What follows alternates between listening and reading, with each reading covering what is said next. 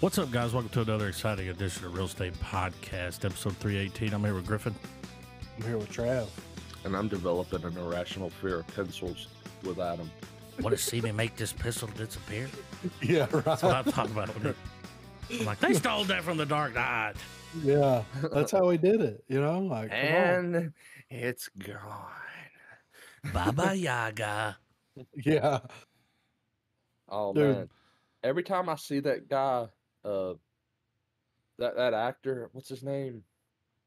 Oh, I don't know what his name is. All I know is I was crying. No, it was don't want to close my eye. That's what sadly, that's what I was thinking. Is like when I see him, my initial thoughts always like, this is the Russian space station. And they're like, man, you gotta ignore him. He's been along Y'all for talking a about long the dude time. that's like, he's coming to get his car. Yeah, he's like, let him have. He reminds me of Simeon. Dude, that was the big screen version. You forget about the Simeon. Why the fuck do we have his car? How come nobody else thought to steal taxis and run a chop shop? Exactly, right? Genius. I enjoyed the idea that the movie kicks off and he's like, no, I'm getting my car back too. Yeah, to destroy it. Yeah. Dude, I mean, he gets hit by a car right on his leg too. Should be broken, should be on an IV for like a week. This motherfucker then turns around and kicks somebody with the same leg. Just wow. Like, he don't care. I'm over here like, Baba Yaga. A sheer force of fucking will. You know? But yeah, like that was something I noticed. Then he too. lets Like, the guy live. He gets hit by like six cars throughout this movie, man. And it's He always probably- the same hit. Yeah, probably wouldn't have to do that though. Like, just be like, can I have my car? And the dude would have been like, yeah. Can we stay here? Like, And this, do you know what I mean? And, yeah.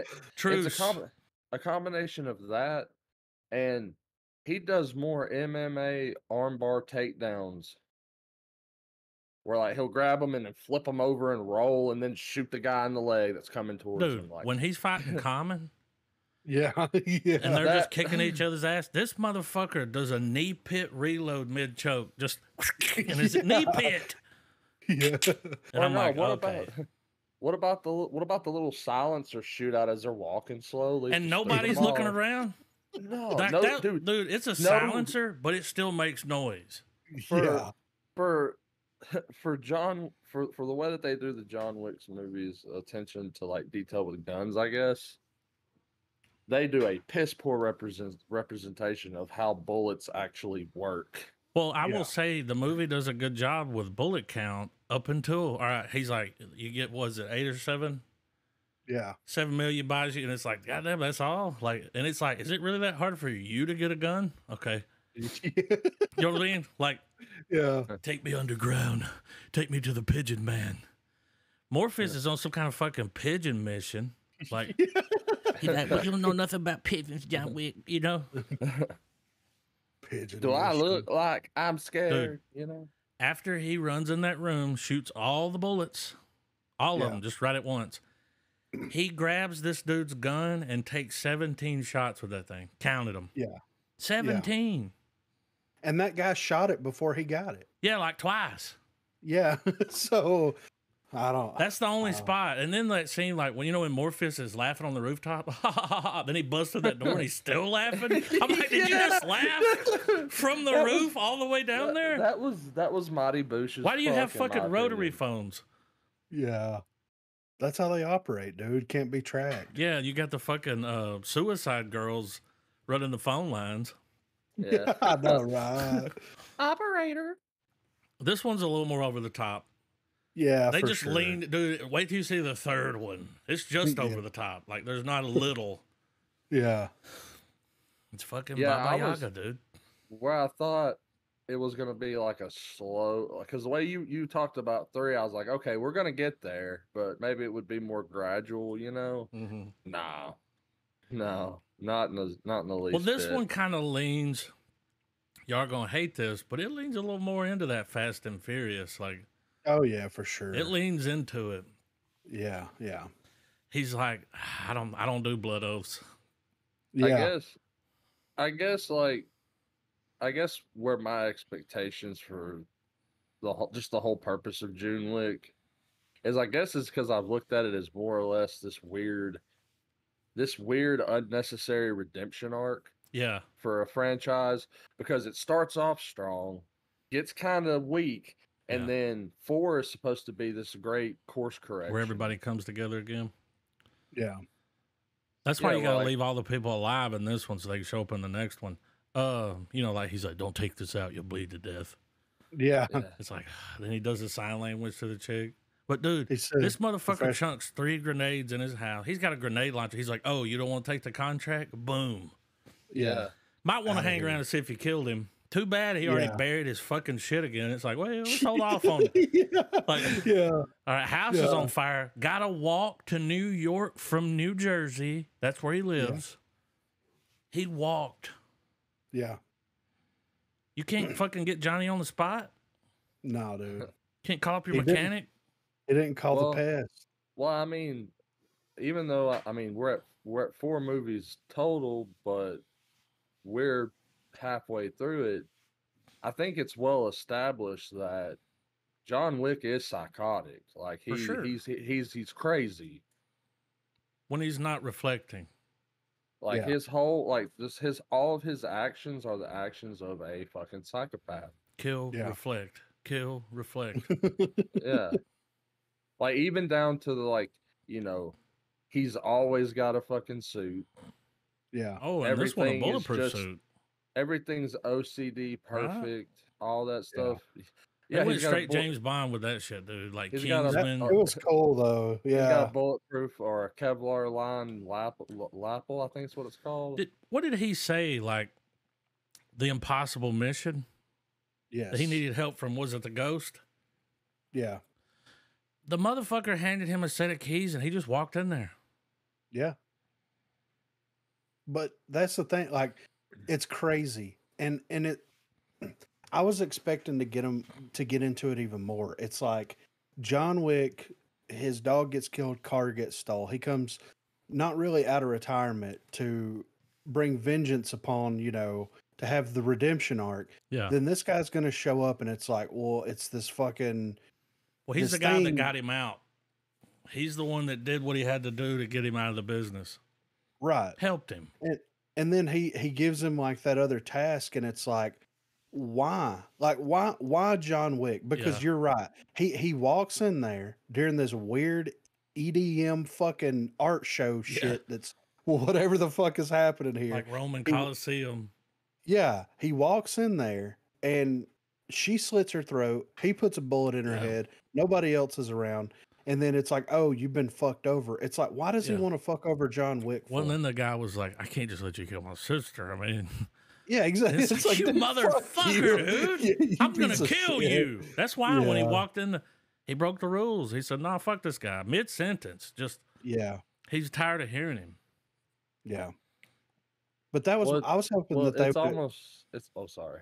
Go ahead. Well, I was just hoping that they would have like, what does John have on this dude that's so bad that he wants John to die? Maybe, like, what if someone comes to John and they're like, now you got to kill fucking Cheeto Santino? Well, like, he's the person that could get to you. Yeah. I mean, I guess that's so true. So you're going to pick a fight with him. Yeah. So, and then he's going to get to you. Well, if you remember, and I think this is probably one of the more clever aspects that the franchise seems to be going with, is that we, the audience, know the personal aspect of John Wick's existence right now. Yeah. And then we're seeing the perspective of the organization's look at it. And to kind of add to what Adam was saying, you know, it's like, as long as I feel like there's somewhere in the story we're going to get a meeting where we realize where they're like, as long as there's a John Wick and he can be hired, nobody's safe. None of us are safe. They've got to denuclearize themselves. And he might show up, make peace with you, but he's going to kill all your fucking dudes, you know? He's going to set you back a buck or two. Yeah. Yeah. But yeah, they should have called this. I told this to Adam last night. They should have called this John Wick Smoke and Mirrors, because the first half of this movie is so goddamn smoky. Like there is fog when A they're at lot that of shadow party. fighting. Yes, a lot. If you'll pause it on some of those scenes, you could see that it ain't him. Yeah. I've seen the super cuts of that. And then the second half of it, they're fighting through a fun house. Yeah. Basically, this weird art installment. How James Bond villain of you. Yeah, exactly. Right this way, Mr. Bond. I mean, Yeah, John Wick. I thought the whole let's use mirrors to psych each other out shit was kind of dumb. Straight up. What is that? Enter the Dragon? Yeah. It's like, okay. You're way less cool. Yeah. It's like you cannot move forward unless you have seen what is inside yourself. Yeah. Yeah. And then the blind Kung Fu master shows up from Mad TV. Y'all remember him? Bobby Lee? It was, I mean, at the end of the day, it was a fun action movie, but like there was a lot of stuff like him and Common, like, you know. Well, I think if this was, I feel like, I guess this is a good example of showing how time and when you watch a movie will absolutely affect your enjoyment of it. Yeah, your experience to it. Because if this was a fresh watch, we had no idea there was going to be a John Wick 3 or 4 or whatever. This would have been the one where I threw the towel in and be like, all right, kind of done with this. Yeah. And here's the thing. And it's Wait not till that you it's see the next one. And it's not that it's a. I'm laughing from the fucking roof to the door downstairs. Bust in. I mean, nah, it ain't bad. I mean, it's just a lot of action, dude. But I think we also know too that it's a good old fashioned revival of the stunt show. It prints money, man. That first one came out and it killed. Like if you want to equate superhero films to roller coasters, John Wick films are stunt shows. And I guess makes sense. Directed by a stunt man. And to add to your comment earlier, that's kind of what the Fast and Furious franchise has become. They really lean into it. Like it's just a stunt show now. Now, granted, some of them stunts are just CGI. Fucking, we're gonna make this car fall 1,000 feet, or we're gonna put this car in space with Ludacris inside of it and Tyrese, which they do, I believe, in the 9th one. I mean, I heard somebody say I was out when they put the car in space, and it's like that was the last one before this one. So you watched 9? Yeah, you were out then. That's what it took. Yeah, I got to the Tokyo Drift movie. I think that's the 3rd one. Yeah, right? I saw that. It was the 3rd one. I watched consecutively the first 3. Yeah, well, that was back in the Need for Speed days. You know, the video game. Yes. I skipped a few installments, and then I watched the one where I guess it's just ironically enough, it's the plot of the film that. Well, it was the one where he's dragging that bank vault, and it's just like it's the cause of what makes this movie's premise happens. Now I don't know if that's Fast 9 or Fast 8 or Fast Dog Turd or Fast. Well, whatever, doesn't John Cena show up and he's like, "I'm Dom's brother"? Doesn't that happen? Yes. In what universe is that guy that guy's brother? Yeah. Come on. This my brother. It's the universe where Sylvester Stallone is the Terminator. Arnold never left. Arnold's Rambo. He never left Austria. He had a case of the wrong kid. He just ran a gym. Yeah. Smoke weed. That's what Pain and Gain was based off of. But here's the thing. So I said that I only watched the first John Wick movie, right? Mm-hmm. Okay, so I went over to my mom's house one time because we were eating or whatever. Yeah. And when I got there, they were watching John Wick too. And I was like, okay, so I was in and out of it. You know what I mean? Talking and shit. So you're half-ass watching. Yeah. But I remember watching okay, I didn't know that the movie opened with the dude from Armageddon. Yeah. Because, like I said, I mean, it was already playing when I was. Yeah, the Russian space station guy. Yeah. But I watched enough of it where I was like, and this was before 3 and 4, and I watched enough of it where I was like, the first one was good. This one looks okay, you know, for a little popcorn action flick. But like, I think all the substance is gone. You know what I mean? Yeah. Like, there wasn't to me as many cool action sequences in this one compared to the first one. They try to capture I lightning agree. in a bottle, dude, and they Yeah. continue to try that. It's Yeah. Well, the did first you one's guys, the best one, wasn't that sterile cringe as dude. fuck? That's when he shot fucking 17 bullets Yeah. from that one fucking pistol, and then he rolled and rolled again. No, Yeah. here's what's cringe, dude. Whenever he starts running away from his house to New York, the way that Yeah. he runs. Did y'all notice the way he runs? Like, oh, Yeah. I just picture him making that noise. Like, he runs weird. Like, he Yeah. does this thing with his arms, and his head turns the same with his arms. It's, Yeah. I don't know. Well, and I noticed that they were trying to cash in on some of the little, like, the whole idea where like a thing will recur over and over, and like it's the same kind of deadpan moment, sort of, I guess. Yeah. Like when the house is burning down, he's sitting there at the end of the Reflecting. fire truck. Yeah, the dude Yeah. comes up and he's Lot like, of reflecting. You working again, John?" Yeah. Like the cop in the first one. Yeah. and Well, it's even like, come Common on. was like, "You want a job?" He's like, Yeah. Yeah. I mean, and I I Have a do. good I night. mean, He's like, unfortunately, you know, like, yeah. I do like the. I still dig the double speak. Yeah. And the world Yeah. building, and like whenever he meets up with Ian McShane or Ian Shane, whatever his Dude, name is. I could watch that motherfucker like give a tent revival, and I'd suddenly be like, "Oh shit, I want to get in on this." Yeah. But whenever Like, he's like sitting at that fountain and he was like, I'm going to do you a courtesy here. I'm not going Uh, to kill you, but just know. And then everybody stops walking. Yeah. Everybody. Like, I was like, that's pretty cool. Yeah. All right, that's, Winston. yeah. Yeah. Damn. But, and whenever dude comes in there and he's like, I need a room and all this stuff. And he's like, you fucking hired the devil to do the fucking devils, you know, like him dogging him down was great. And then whenever he's like, John, don't do it, John. Yeah. John, don't do it. Are you here to kill? Well, the one that was like, "Are you here to kill the Pope?" Yeah. He's like, oh "No." yeah. Heard you were here for an impossible mission. The Pope? Well, Now we yeah. got keys to his house too. Yeah. That motherfucker Don't had do it, keys, Yeah. and he just walked in, dude. I think that chick, because that chick agreed to meet with him and sent her bodyguard away.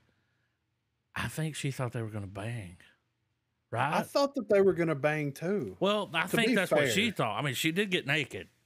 Yeah. Well, yeah. Well, I mean, then she gets in the pool and goes full cradle of filth. Yeah, well, she's like, Yeah. on my terms.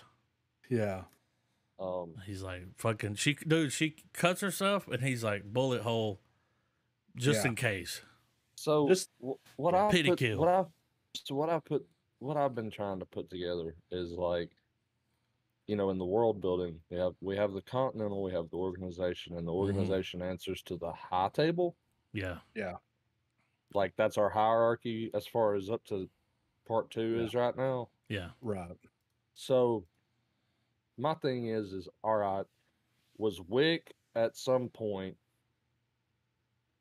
someone that, like, was he someone that exclusively worked for the high table, or was it something Well, like, to he was the degree best. or So, yeah, and well, If I was on whole the high table, well, like it's kind of, I'd be like, it's kind of, get John Wick in here.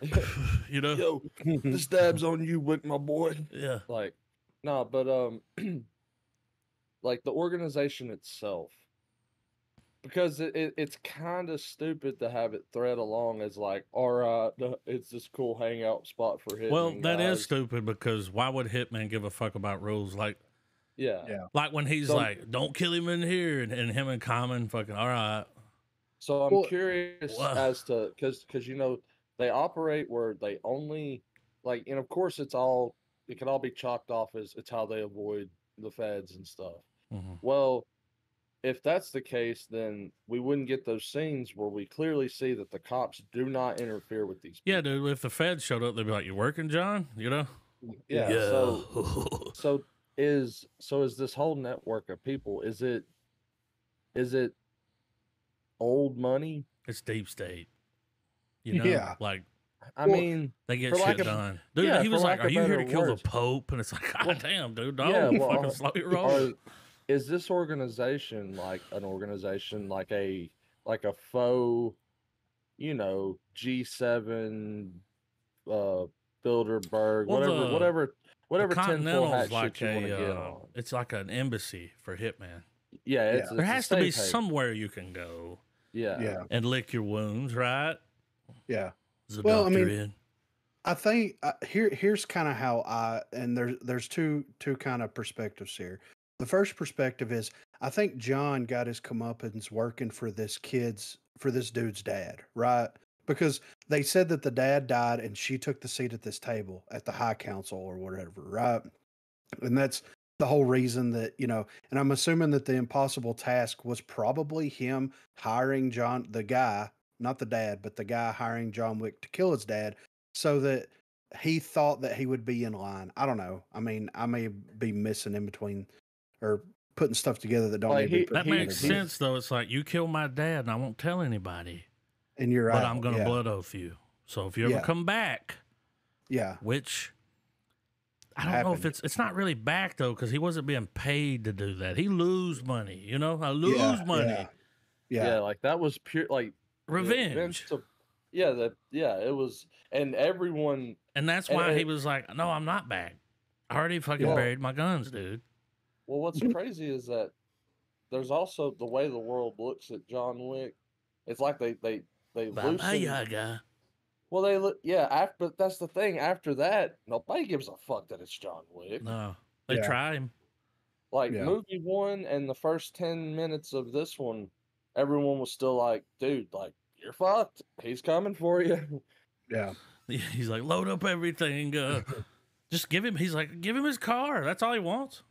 Yeah. He gave him a drink and was like, peace. I'm like, no, kill this motherfucker. Like, what are you doing? Quit leaving people alive. Yeah. Because they're gonna have their revenge movie next. Yeah. And But the thing, the perspective that I have about the Continental is like it's sacred meeting ground, right? I feel like the Continental and the because there was one in Europe or whatever, in Rome or wherever he went. But I think it's like this. It's common meeting ground where it's like killing's off limits on this. So the High Council can meet at these places because it's a blood for blood, right?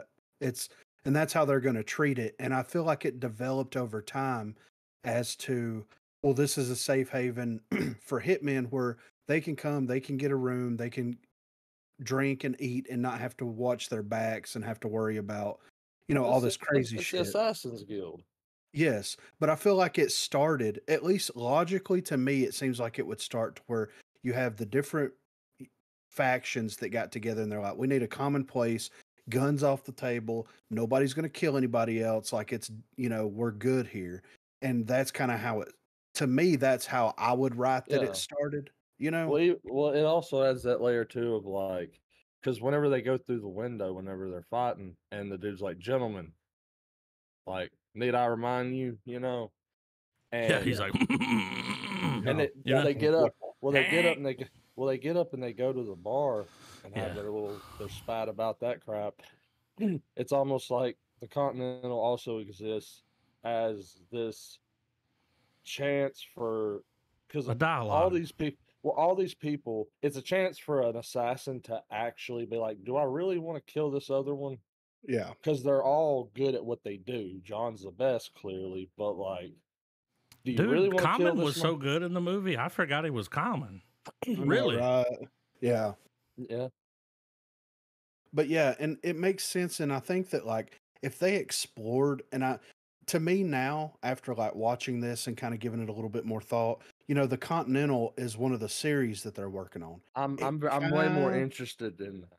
Yes, exactly. It kind of makes sense because it's like, and they could write this series in several different ways. They could show like kind of like how the Kingsmen, and they built everything up with the Kingsmen as to what they are, this, that, and the other. They could take that approach with the Continental series, or the Continental could be like a host for various missions that these people go on. And they could have like different people going on different missions, and you're just kind of following these people around and they could mix the two. So there's a couple of different avenues that they could take the series, and it makes me more interested in seeing the lore behind everything. Like, Yeah, I was gonna say that too, because that's probably the key thing that I'm interested the most in this now is the lore with the organization. Like that Yeah. is and I feel like it's probably the only main like narrative piece that's keep it, because I mean Wick's almost an afterthought.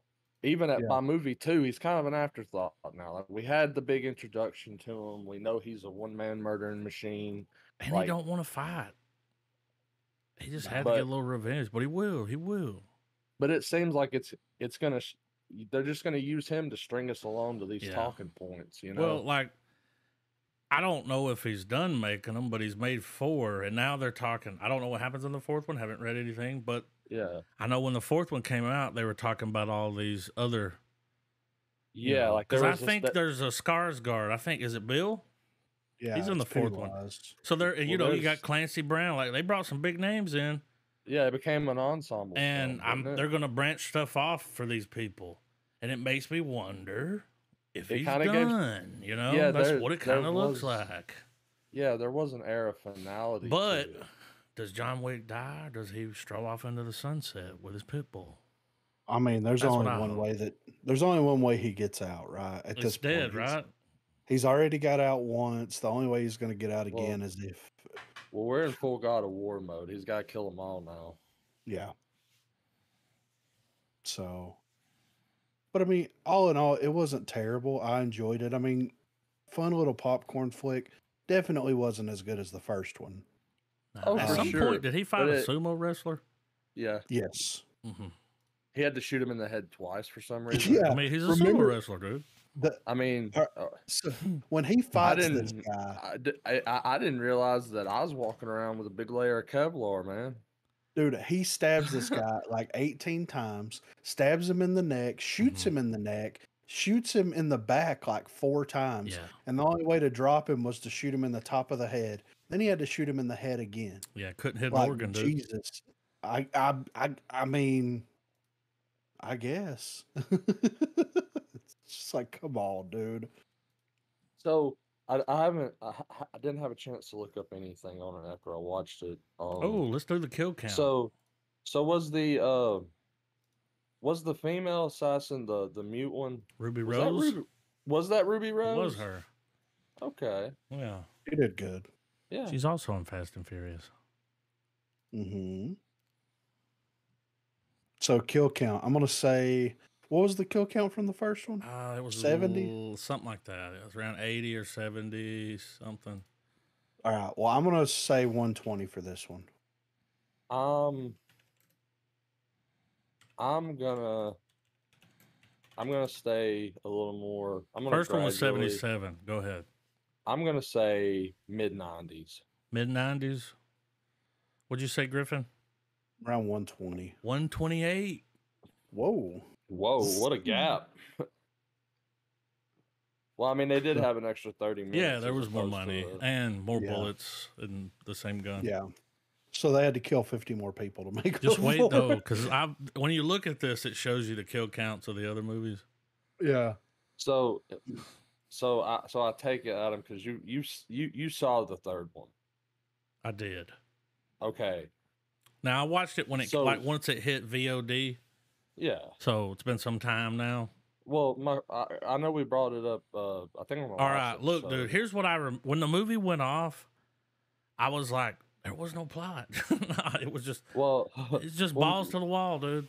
So my question is chapter 3 where we get infinite ammo Wick?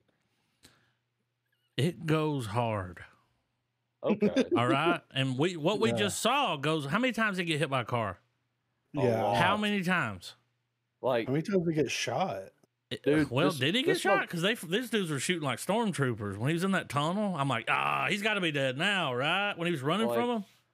This dude's got. Let's give it up for like the calcification of John Wick's bones. Yeah. Well, nobody takes headshots, but even if your suit is Kevlar, it's gonna hurt like a motherfucker to get hit by a bullet, dude. Yeah, you're gonna have. It's gonna hurt bad. And then he gets the wound. It's in the same spot as the other one. Remember the last time? Yeah. He gets hot, and it's like, oh, he's hurt again. Now he's in so much pain. There's a sequence where he's going early on, and he like swaps. It's one of the first runs he does. We'll call him that. It's one of the first runs that he does where he's swapping weapons. Like his weapon, he goes from the handgun to the semi-auto. And is that a shotgun or is that a carbine? He did have a shotgun. Yeah. Dude, he started pumping those dudes. This was when he was running from those dudes, and he ended up got a shotgun and just pumped and dumped. Oh, the way he was dropping those motherfuckers was awesome. Yeah, dude. I like the sound it makes too.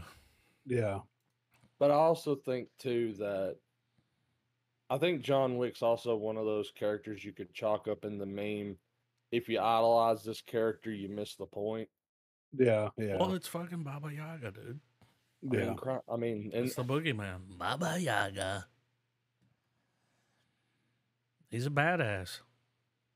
I do know, like, I really wish that if they ever made, and it would be way too similar to John Wick, so it probably would never get made now until they go full Japanese off the deep end. But there's an anime called Gungrave, and it deals with hitmen. And you have a John Wick. Well, I think did you talk about that last episode? You said it kind of seems similar to that. Like, yeah. Is that what you're talking about? Yeah. Well, you see this dude rise through, the organization, become the top hitman, and there's some personal stuff and everything. And then, of course, like a good anime should, it goes off the rails with some supernatural shit. And I think Keanu Reeves would have been great casting as a oh man, what's his? Brandon Heat is the character's name. What a name! Guy. That sounds like a porn star, Brandon Heat. Yeah. Well, what's crazy is he gets shot the fuck up and everything, and then he gets brought back with cyberpunk technology and is basically like an undead corpse that carries a cross that has like not a cross, but like a big ass casket that's just.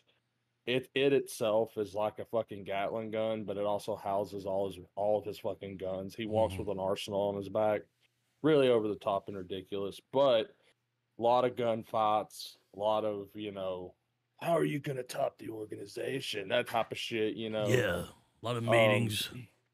Yeah, and it would make a great adaptation if the John Wick team decided to go comic book or anime. Yeah. That would be a good IP for them to do. I don't know if Keanu would be able to do it now. If they would have started back in 2014, maybe. But this dude's about to hit 60 years old, and which you can tell he looks great, but you can tell he's not in as many of the takes. Yeah, there's about a 3-year gap between the first one and the second one. Yeah. That's just rough on you, dude. Rolling down those steps. When I saw that, I was like, whoever the fuck that was, that hurt. Yeah. I don't care how you put your hand. Like, dude, at one point, he rolls on his back on the edge of one of those steps, and it's like, ugh. Yeah, later in life, that's going to come back to haunt those stuff people. But he's great. Sure. Yeah. Dude, as crazy as the movie is, I still give it a fucking star. Oh, it's John Wick, dude. I mean, it's just over the top. Like, yeah. Well, to be honest, for a franchise like this, I like Keanu too. Yeah, for a franchise like this to exist in the age of Marvel, Star Wars, Disney, Fast and the Furious, young adult novel movies, like that's what occupies the blockbuster space now. Is that shit? For this to be able to still stand on its own 2 feet, make big money against it. I mean, dude, the action movie's not dead. No, it's one of those. Well, it's great. You still have those movies that you really don't have to pay. You just watch it. It ain't. You know what I mean? You ain't gonna have to do math. Well, it shows you also that good old fashioned car chase shootout movies. People will never get tired of that shit.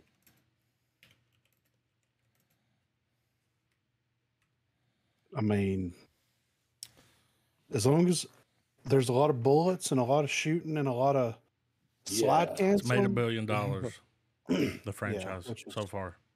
which is great. Like $1 billion. Yeah, brilliant. With Keanu being the only real, like, how do I put this? Because, a lot of older folks are gonna know who Ian McShane is, and some of these, these other, Morbius. yeah. But for there to just be the one leading man, he doesn't get a sidekick. His sidekick's the dog. Yeah. Like I feel like that's a task to pull off nowadays, and not be under the umbrella of that stuff I mentioned earlier. And he doesn't say much. Not really. Nah, silent protagonist as fuck, man, and that's cool because it's still He lets everybody else talk. Yeah, and it lets your thought process of like what's he thinking kick in. That classic trope to get the audience, more involved with the movie. Yeah. Yeah, it was enjoyable. I'm excited for the next one. I mean, if it only gets more over the top. Oh yeah. They get more money. Every time they get more money. I do like how they stuck with the consistency of gut shot, headshot, gut shot, headshot. Like, whenever he got into a gunfight, like, he wasn't aiming for the head. Yeah. Gut shot, headshot. Well, you hit them in the gut, they bend over, then you pop their head. Yeah.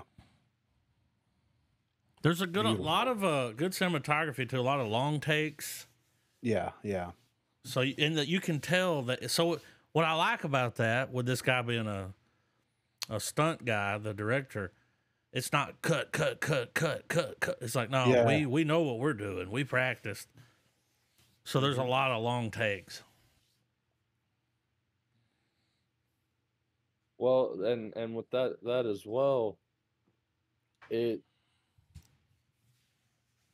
with it being over the top as it is, there, he's good at having the eye of making everything look like they made it to where whenever they were at the beginning, whenever he would do like an arm bar takedown, and like dude would just bounce off the fucking ground, like you could feel the weight of it, like the angle, the shot, all that stuff, like the hits felt like they felt impactful. Yeah, yeah. Like whenever it would get to a situation where it goes from range to close quarters to hand-to-hand combat, like all those different dynamics, like while they weren't as just holy shit like the first one, they were still consistent and they were still good.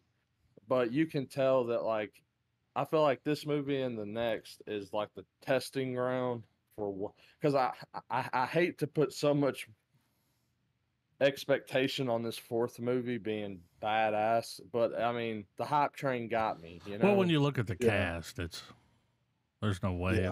There's no way that Bill would agree to this if the script, and he's gonna kill it. I can't wait to like just hear like the choice of voice that he goes with, whatever. Like, some good acting. And it's all leading up to that. Man, you really fucked up. I mean, just think they raised the stakes with this next one, because it's like, so like every hitman in the world's gonna be trying to kill you now. Yeah. Damn. All of them. And everyone that's here right now is one. You got an hour. Go. Dude. Yeah. He's the only person that gets an hour. Yeah. Winston doesn't want to do it, but he's got a, he's got an organization. Yeah, you can't. I mean, even if you like the guy, I mean, it's like give me an hour, dude. He's like, I need at least 45 minutes to bust all the concrete. Well, but shouldn't have buried your coins. But that being said, though, I kind of have the bar set for 2 and 3 being, there's gonna be some rough around the edge moments, and it's gonna, like, I feel like if one were to put John Wick to a graph, it'd be like a perfect fucking parable. Not parable, but parabola, where it's like a perfect U. You know what I mean? Like in terms of like quality. Right. Well, not even quality, but you know what I mean. For the reasons we've mentioned already. Yeah. But yeah, I'm excited for the next one. I mean, John Wick, man, gotta love it. Yeah. Star, I mean, Griffin, Yeah, I'm gonna give it a star. Like Trav. I don't. It's not as good as the first No, it's movie. not, but it is what it is. He's still on the same mission. This is just this is the fallout from the first movie.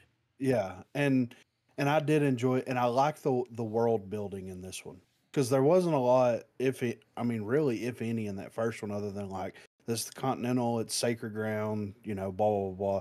But I do like this one where you get a little bit more. It's like old money, old hands, like weird shit's going on. There's a fucking high council. well, Yeah, well, if y'all both have given it a full star, I'm gonna take the bullet for the team, and I'm gonna give it the half. take the wick. Because well, I feel like it would be unfair to give this a 3-star rating when we've clearly stated that the first one is superior. Yeah, So it's got to hit the notes of that first movie, and it does sometimes, but sometimes it doesn't But it's quite also a land little on bit its mark. ridiculous. Yeah, Just a little bit. so I'll give it the half. That way, it can at least be a 2.5-star film because I think that's It's a 2.5. I feel Yeah. like it's a more honest Yeah, representation. we're of definitely what gonna we be a little got. more conservative with the next one, but but yeah, it was enjoyable. I'm excited for the rest, and you know, Keanu, baby. But I got a little bit of movie news. Y'all want to hit on it real quick? oh yeah, So nothing like super crazy, you know, for the most part. I know that a lot of people are anticipating Flash coming out, and there's a couple other things that's coming out upcoming. So I think there's a lot being held off for that. But first up, Bryan Cranston is going to retire in 2026. whoa, So legendary actor Bryan Cranston has a retirement plan in place. Speaking with British GQ, the Emmy-winning Breaking Bad star revealed that he is going to retire in 2026. Eager to focus solely on spending as much time as possible with his wife, Robin Dearden. The two have been married since 1989, and after decades of marriage, Cranston feels that he owes it to his loving and supportive wife to step away from the spotlight so they can have some real quality time together in retirement. when he's I want 70, to by the way. Wow. Yeah. Okay. That'll be when he's 70. He's 67 now, so Okay. yeah, we're gonna have some quality time, you know. Yeah. I want to change the paradigm once again. For the last 24 years, Robin has led her life holding onto my tail. She's been the plus one. She's been the wife of a celebrity. She's had to pivot and adjust her life based on mine. She has tremendous benefit from it, but we're uneven. I want to level that out. She deserves it. Cranston is planning to not only retire from acting, but to sell his half of Dos Hombres, the mezcal company created in 2019 with Breaking Bad co-star Mhm. Aaron Paul.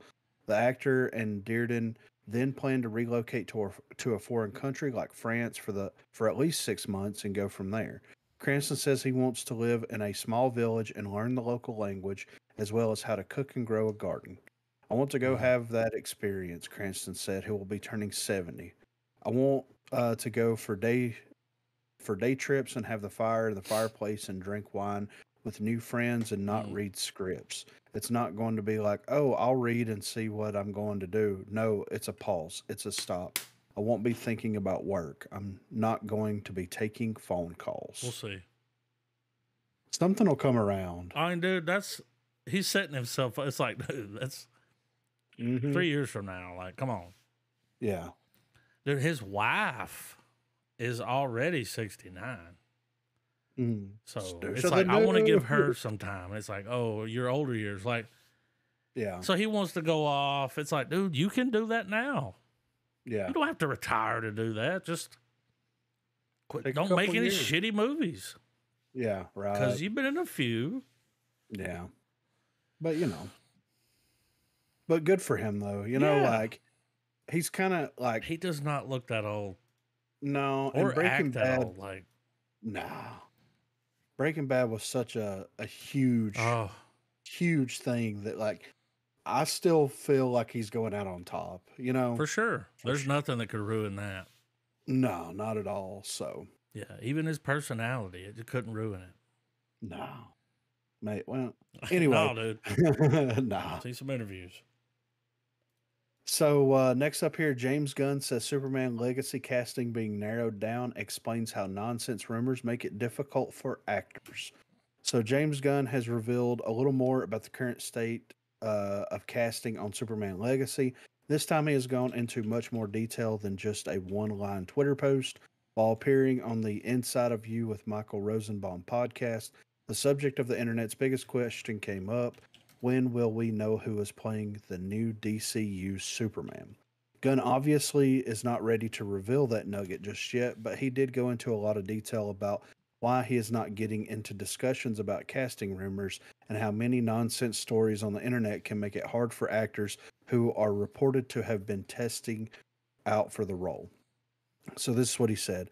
Now that we've kind of done a lot of auditions, we're narrowing it down. We're not done yet. By the way, there's a lot of stories out there about who we're auditioning and all these screen tests. I'm just saying it's not all true. That's for sure. There's things in there that are completely false, but I can't go out there and say, oh, it isn't true and this isn't true without going through everything. And by the way, it's not the audiences at this point. I don't think it's the business of anyone who is screen testing for a role. That is a very private thing. Journalists have to do what they have to do. That's their job. They're trying to get hits. They find out some things from agencies, but here's the problem: is that they find out things from agencies that might be true. They find out other things from agencies which are agencies pushing their clients and trying to pump it up like, I think my client is testing. There's a lot of nonsense that comes out of it, and that's difficult because there's people out there that are supposedly testing that aren't, and that must be difficult for them as people. And there's other people that might be testing, and I think it's a private thing between me and them. So they are narrowing it down. And there's a couple of speculations here. So, What's funny, you dropped that because Trav sent me a link earlier. You listened to it, right, Trav? Yeah, I watched. He actually let's watch the episode. It's pretty good, and yeah, I mean, this was one of the like this comes up kind of near the end. Like they did a good job of not just jumping right into him being over all of it, which they kind of cover what you would assume they cover with James, like they bring up Guardians, all that kind of stuff and everything. yeah. But yeah, he just like he was quoted here, that's exactly what he said, man. I mean, you can even see where when they were transcribing it, even the way he said it, he really wanted to say, and by the way, it's not the audience's business who's being cast as the role. Yeah, right. I mean, it's not. Yeah. I mean, it's cool for the rumor mills. It's cool for people like us that like to talk about movies and have the speculation thing going on. Yeah, it's cool, but I see where he's getting there because, he goes into, he explains like, there could be somebody that has no idea they were being, cast for something, and so they start, tweeting about it, Facebooking about it, all that kind of bullshit, and then they find out they didn't get the gig. Yeah. And because these roles, these comic book roles, they're life changers now. Yeah. Like when you become like a famous superhero for these films, especially, even now more so than ever, you as an actor, your career's changing. You're suddenly going to start going from making indie money, a couple $1,000s for a role, 10, 20 million. Yeah. Yeah. Big time. So I mean, that would be like one of us being heard like, oh, I heard Griffin, I heard you got picked for the lottery for the $5 million cash prize. And everyone starts telling you, and suddenly you're like, all right, I'm gonna go claim my fucking shit. And you get down there like, no, dude, we didn't. What? Yeah, it's like this chick that's been messaging me on Facebook that's saying that I have $30,000 waiting on me. Yeah. You just need your bank account, right? Need the routing information. No, it's not even that. I got to go to this website, claim the money. I'm like, no, I'm good, man. Yeah, like, put your card in. We'll put the money right on it. But the most interesting thing, at least with this article and this particular snippet that they took, is the concept that like agencies will start that shit just to kind of be like, Well, they got a lot to make too if their client gets picked. Well, like I can't. So they're making campaigns out there. Well, it makes me think of Ben Stiller and Matthew McConaughey from Tropic Thunder. Yeah, because it is that. That's why Ben Stiller did that. Yeah, it's that. But my thing too is like, so the agencies are trying to build this up so that even knowing that internet buzz. Yeah, so that maybe somebody else, and I get it, like it's kind of dog eat dog out there. Like I completely understand where they're coming from with that because it's building your online presence. It also worked for John Krasinski. Remember when the internet was like, he should play, who was it? Mr. Fantastic. And then he did. And then he fucking did. The internet did that. Yeah. Mm-hmm. Well, think about this too. It's almost like free marketing. Because like imagine like, say they say X is going to be playing Y in Z film. Well, if that rumor starts happening, you're like, what? Like that guy? And then you look it up and you're like, then people start revisiting their old work. Yeah. That's more. So even if they're not going to get the part, you start looking at them. Yeah. Oh, he's on this show. It's like Z film. I hope they have German subtitles. Yeah. Yeah. Here's what I think that they should do. This is just me personally. Like, imagine. See what I did there? Imagine if like they're casting Superman or Batman, right? Let's say they're going to start casting the new Batman. Here's what they should do. They should make an event out of it, right? They should have like, all right, we've got 15 people. Like they do the preliminary testings and everything. They narrow it down to like 10 picks, right? Yeah, Batman lottery. Yes, and then okay, guys, these are the 10 potential Batman candidates. So everybody get out here and like pick who you think it's going to be, and make a spectacle out of it. Dude, you could even suit them up, make them shoot some scenes. Exactly. Like, if they don't embrace it, like if you embrace that as a whole, then that helps the entire filmmaking industry, right? Because it's one night, you make this stupid little, like game show out of it, basically, to an extent. And it's like, just embrace it. I understand that it's frustrating, but at the same time, it's like, okay, well do it. Well, yeah, and that is a really cool idea, but I think to kind of be more in the gun camp with it being like a private thing, Well, they don't want influence. Yeah, they want to be able to pick who they want to pick without the internet going, no, this guy, we're not going to like it. Yeah, because we've been seeing that. We've been seeing that for decades. Yeah, I get that. And one of the best things about that I enjoyed about Henry Cavill's Superman was that it wasn't some top A-list actor. It was yeah. I mean, he had renown with the Tudors. Sure. I know he there were people, he had a body of work clearly, but he didn't like become a household face until he became Superman. And I think characters like that household name need those actors, those type of actors. And plus, without the all fear of typecasting aside, if they can find somebody who's a relatively, like they're looking for that new blood, that new Henry Cavill, that give somebody else a chance. Yeah, it's been 10 years. We'll see him again. He'll suit up again. I feel like we're going to see him play Superman again. And see what's cool, and it harkens back to the Rosenbaum episode. They kind of go into that whenever they start talking about Guardians of the Galaxy. They were like, would the movie have been as successful had it not been Chris Pratt, Zoe Saldana, Batista, those main people. And if I'm not mistaken, I believe Gunn was like, yeah, like Well, the they're movie only would have made. reading the dialogue off of. I mean, He's it would like have been the the story same was still dialogue. there. Yeah. He's like it might have had more draw. He's like, but the way that those performances worked, that it had to be them. Yeah. Like I don't know, it was just it was a very weird point that they were making, but I kind of feel like, and not just with Superman and the DCU stuff moving forward, but I think even more so with Marvel. Like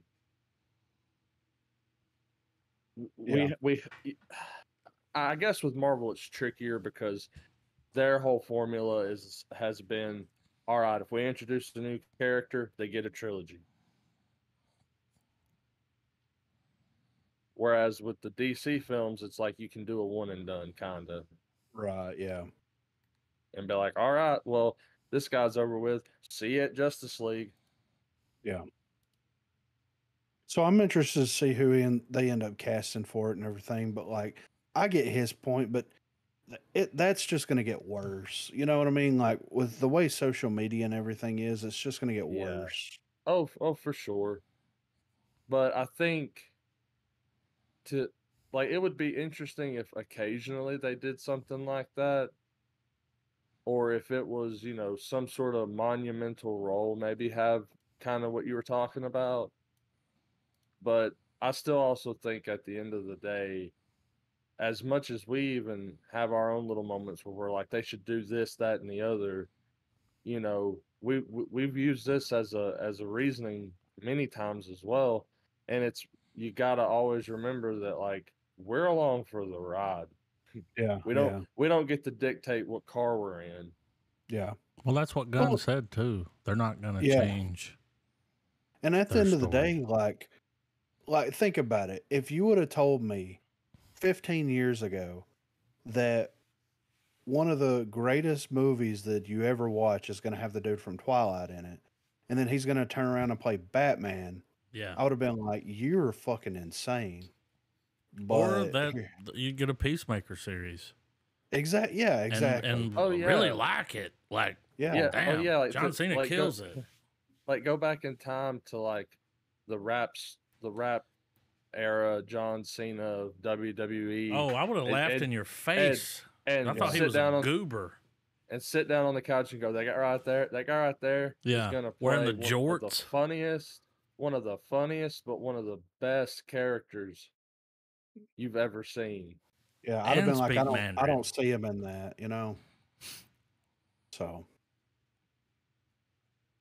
but yeah, I get where he's coming from. And then you look at The Rock and go, he's gonna fuck Shazam's story all up, dude. Like, he's got too much influence. He's gonna take it to prison. Yeah, he's one of those actors that's so big he could be like, "Yeah, no, we're not gonna do that. We're gonna do this," and they're like, it sucks so bad to know that it wasn't necessarily Warner Brothers that fucked all that up. It was him, solely him. He's got that kind of pull, dude. And he. This is what he told the guy, the director. He's like, "You're gonna let me do what I want to do, because if not, one of us is gonna leave, and it ain't gonna be me." And you know what I'm saying? And for him to have even had that rival with Vin Diesel and shit over the Fast stuff, and then for him to tuck tail and come back to the franchise, that he was like, I'll never work with them again. And then he, Black Adam didn't pan out. So now it's like, oh yeah, by the way, guess I'll go to this other franchise. And what sucks is that he could have, he was, as the character, sure, he was good, but he should have just kept himself as the actor. Yeah. Not the decision maker. Stay out of the politics. Yeah.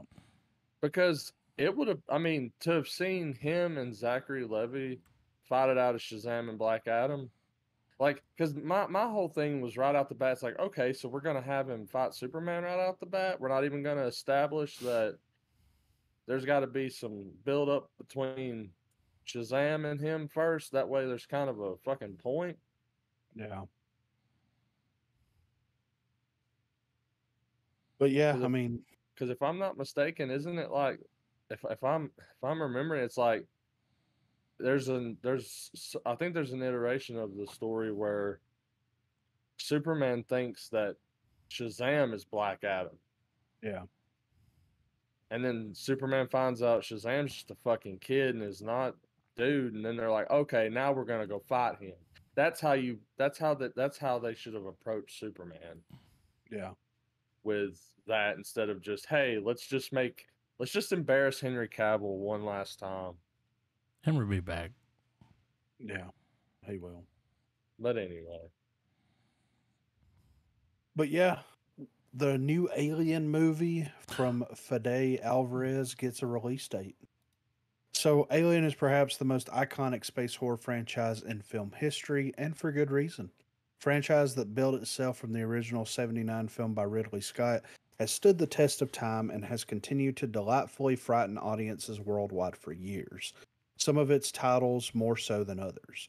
Noticeable pause came after the release of Scott's film Alien Covenant in 2017, followed by rumors that the next sequel would instead be a reboot of the entire storyline with Evil Dead director Fede Alvarez at the helm.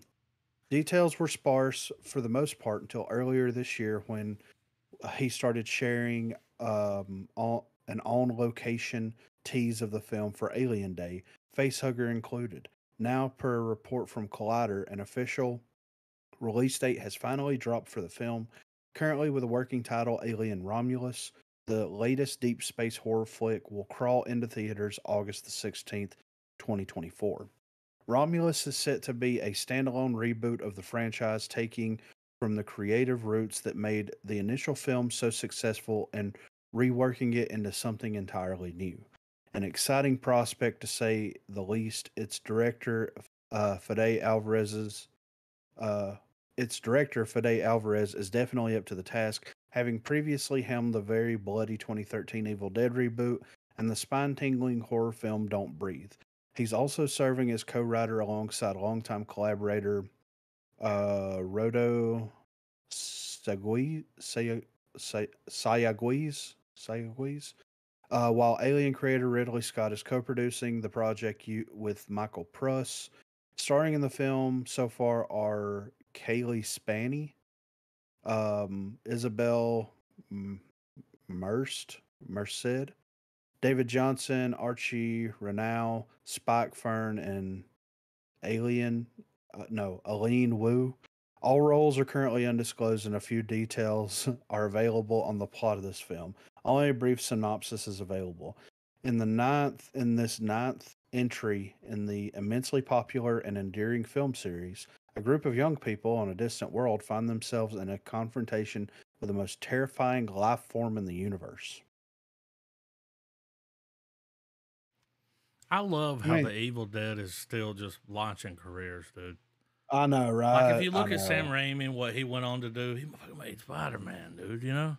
Yeah. And the new Evil Dead, that guy's going to go on to... That movie looks great. I mean... Yeah. This has got fucking the chick that played Dora the Explorer in it. Yeah. Well, dude, Alvarez, with the two movies that they quoted, being Evil Dead and Don't Breathe. Yeah. One thing that's I think will be cool, and I hope he leans into, is we're gonna get a good practical effect. Let's do it. Yeah, yeah. You could see it there with that in that shot. Yeah. So I'm interested to see like what comes of this. I mean, I wouldn't necessarily say that the 2013 Evil Dead was a reboot. No. You know, more than like a continuation kind of, but you know. I mean, that's a tangled little knot of bullshit binding, you know. Yeah. So, like, with them saying that this Alien movie and he is helming it is a reboot, I don't really buy that. I more so see it as like his version of the Alien movie, right? Or like, or just tapping into the cyclical nature of like just like things, like it's gonna. I feel like just with this one little synopsis here, Young people in a distant world find themselves with the most terrifying life form in the universe. Okay. There's going to be a ship they sent out into the stars. Somebody's going to wake up from cryo. It's going to be the Ripley. Cobras. Yeah. They're going to go through the events of the film. We're going to find out that this is where David landed the ship at the end of Covenant. We got the Queen. Yeah. Roll credits, you know? Dude, here's my thing, too. Like, no offense, but Ridley Scott needs to move on. I still think I don't want him involved. Canning Neil Blomkamp's That's what I'm saying. I don't want him. Aliens, that was a shame. He just won't let his little crummy little grip on it. He don't want to let it go. And it's like, dude, you're like, how old is this motherfucker? Yeah. Because man, I think Blomkamp would have done a great job. Like his he's 85 years old. Like, yeah. And he's a producer. So he's going to be, and he's going to have influence. For sure. I don't want you to do that. I don't. But what's crazy is you can't. Even though Ridley Scott's still holding on to it, I think we all know that if James Cameron hadn't made Aliens, this franchise would have been. It would have been a one and done. Yeah. Oh, for sure. Yeah. Like Ridley Scott might have conceived it, but James Cameron saved it. Yeah. He made it. He made it iconic. You know. Yeah. And I think Blomkamp even had James Cameron on board to produce, right? So dude, he had Sigourney Weaver. I think he Michael Biehn. He had them all. Like it was gonna be probably the first genuine legacy sequel if it had been given the green light. Dude, had Scott not pulled the plug. Ridley Scott has 20 upcoming productions where he's a producer. He's spread thin. Yeah. This dude's 85, man. He's doing Gladiator 2. Yeah. The Alien. There's also a TV series in the works. Didn't know if you knew that at FX. Yeah. I knew that they were working on a TV series. Blade Runner 2099 miniseries. Yeah. Like, this dude's got a lot going on, man. And I don't know if you ever hang out with people in their 80s, but they ain't got much to say. They're not as good as they once was. Yeah. They got but they're as good once as they ever was. Yeah. Man, I would argue that Blade Runner. I just don't want him to shut down new ideas. Like new. Like some guy comes in, new blood, wanting to do something. Don't shut it down. Well, because you did that with Blomkamp. Yeah, you did it. My thing is, what else is there to tell in Blade Runner 2099? Well, it's a series. I mean, don't get me wrong. The world of Blade Runner is cool. It's cool, yeah. But the mystique of it is what makes it cool. And when you flesh things out too much, it's not that good anymore. Who knows if it'll even get made? Yeah, I mean that's true. And the thing is like, to me, and I'm hoping that this follows this same trend. But to me, it's like we've talked about the Predator movies and how good Prey was, and we still enjoyed the other Predator movies. You're right. Prey was good. So I felt like Predator as a franchise needed to kind of be stepped away from for a second, and then somebody needed to come up with like a really cool original idea. I think that rehashing the same ground, I think Alvarez is going to do a fantastic job at doing that. But with a series, with a movie, with them trying to start a whole new franchise, basically with this, it's like, are they hoping for too much out of this? Well, and the series is something completely different. Well, are they? And also exactly like, because I think one of the things that's given us all this, and why we're getting what we're getting, especially with Predator, the last iteration of it being Prey and all of that. Because of the acquisition of Fox, I think the first thing they did when they looked at Alien and Predator was like, we've got to undo the Alien versus Predator thing. And not like while I was a fan of it in a silly goose time kind of way. I didn't, you know what I mean? It wasn't like it was some big deal, but trying to reboot these franchises where the audience isn't going to be like, oh, well, when's Predator going to show up? Or, hey, when's Alien going to show up? Like, trying to, like, don't make it a shared universe. Just keep the franchises separate like they were for years. Well, and it's an easy formula. People are in space, they go somewhere, some shit shows up, shit pops off. Yeah. That's all you got to do. Yeah. And it's like, okay, well, if we're going to get this new, like, he didn't finish, unless he is going to tie it in, that he didn't finish his Alien movies. So, like, what are we doing? Like, he's like Ridley Scott's producing this. They were working on a third movie that was going to finish out the whole Alien Covenant, Prometheus, all that kind of stuff. They fucked that up. That sequel didn't come out. No. So is that getting like retconned and brought into this? Is that still on the table to be made? Like, what are we doing? See, I think they scrapped it, man, and I think that's why we're getting what we're getting. Well, they fucked that up. Because when they did Prey, think about it, it was a good way of palate cleansing your concept of what a Predator movie is. Yeah. The shtick of it is that it's just a different time period that the Predator visits Earth. Yeah, but it's not the Arnold Schwarzenegger movie. No, you know. Yeah, but it held its own. Yeah, it was really good. Yeah, I mean, and I was the one that was shitting on it. I was shitting on it since the trailer, since we watched it, the one episode, and I was pleasantly surprised. For sure.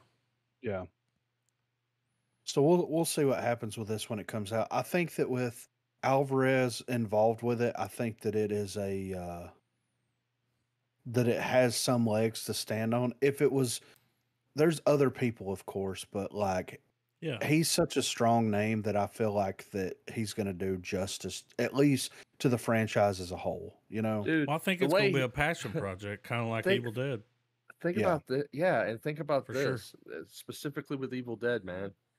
He gave us like a 2 to 3 minute sequence of a woman with a chainsaw, no cuts, just running it through something's head. Yeah. Imagine what we're gonna see an alien do for him. Yeah. Like, that's gonna be gnarly as hell, man. Yeah, for sure. So yeah, I'm holding out hope right now. I'm not trying to get too excited for this or anything, but I do think that with him attached, it is in good hands. So next up here, what do you think Quentin Tarantino's classic Spielberg flick is the greatest movie ever made? I've seen this in different interviews, so I can't partake. Like, this is what he has to say about Spielberg? Yeah. No, this is what he thinks, that this Spielberg movie, is the greatest film ever made. Is it Jaws? Yes. Okay. Yeah. I figured it would be. Yeah. A lot of people would agree with that. Well, Schindler's List is also really good. He dropped that tidbit. I was watching. Somehow I ended up on a video one night of him, Judd Apatow of all people, and Bill Maher of all people. I saw that. Chewing the fat. Like, I guess it was some after show podcast that Maher did. From his show. They do that after hours thing. And they were going. They were breaking down a lot of, like, it was a surprise. A while ago though. It was an entertaining little interview. Yeah, I always like to watch Quentin's cool people. Or discussion, I guess. But like, I heard him name drop Jaws and stuff. Well, dude, that shit came out in 1975, it says here, and that a lot of people were like, oh shit. Like, Jaws was a big deal. Yeah. Really? Well, if you guys remember, I don't know if we covered it. I can't remember if we've covered it in the podcast or not. It was the same interview where he rips 1917 a new one. Yeah. Yeah. Like, where we were all like, man, the way they made it look like one shot, he was like, he didn't like it. Yeah, he was like, that's lazy, you know? he was like, I could see every moment where it was clipped. You know what I mean? Yeah. Yeah. Well, that's because So he's a filmmaker. We're not. yeah, I Yeah. think it would be the same approach that like any musician would have Yeah, listening to a song. to a Where you're song. Yeah. Oh, I hear what like, they oh, did there. They layered it. That's why it sounds that way. Can't do that Yeah. live. How they gonna do that live? But yeah, Great movie. I mean, Jaws, like out of if I don't know, I would have to sit down and really look and think about the Spielberg movies. But Jaws it never gets old. No, dude. It almost made $1 billion I mean, in 1975. yeah, I could sit down and put that movie on at any time, and it's one of those movies that as soon as I start it, I finish it every single time. It doesn't matter if it's on TV, doesn't matter if it's on this, that, and the other. I finish it regardless, and it's a fantastic flick. Dude, Richard Dreyfuss, Yeah, so good in it. He was also recently on Bill Maher's podcast, and he was acting very weird, dude. He sunk down so low in his chair, y'all. I'm going to show you before the end of the night. Like, Dude, he's Dreyfuss? basically, yes, dude, he's on something. I think they got high. He's basically like on his back in a chair with his legs. Like, it's so weird. And he laid that way. He just kept sinking. yeah. And they're talking, and then they said something about porn. And he's like, well, I like to. He said he liked the incest porn. It got weird. You know, it was a weird conversation, dude. It got weird. Yeah. But who's the guy in Jaws? I can't think of the actor's name. Maybe it was Robert Shaw. That's the one that's like, Yeah. okay. They Yeah. said that scene where they're on that boat and it's late at night and they're talking. Yeah. Well, he's an actor, also an alcoholic, but he was drinking in the scene. Well, he was really drinking. That dude got hammered while they were filming that scene. Like, I mean, it looks real. life imitates art.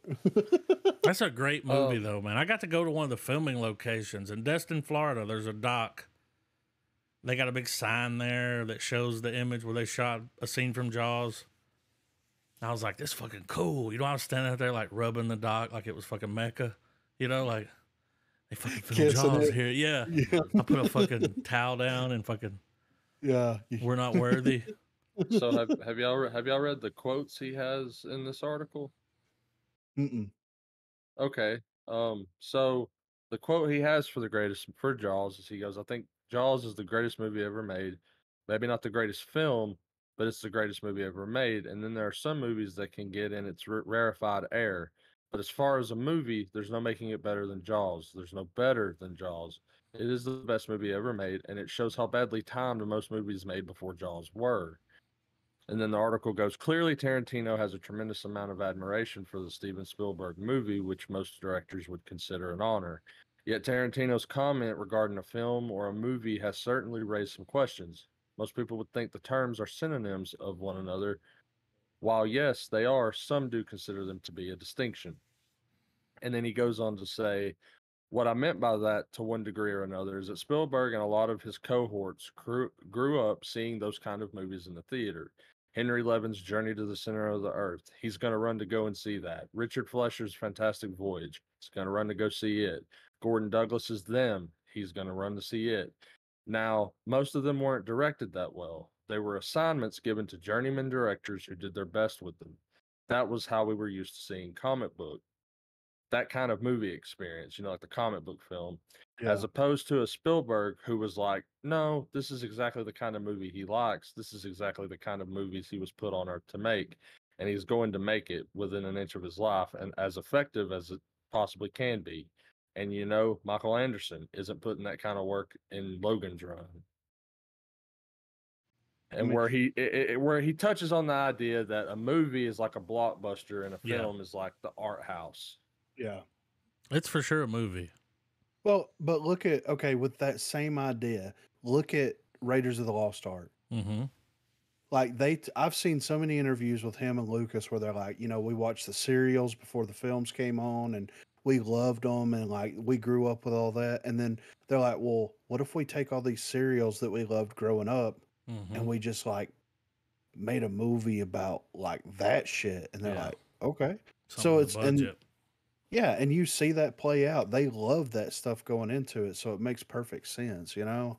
Well, Which and the I mean, practical effects Yeah. in Jaws, less is more. And they had to do that because he even said himself, he's like, we weren't going to do the less is more, but if the shark was on the screen too long, it looked like a giant fucking gray turd.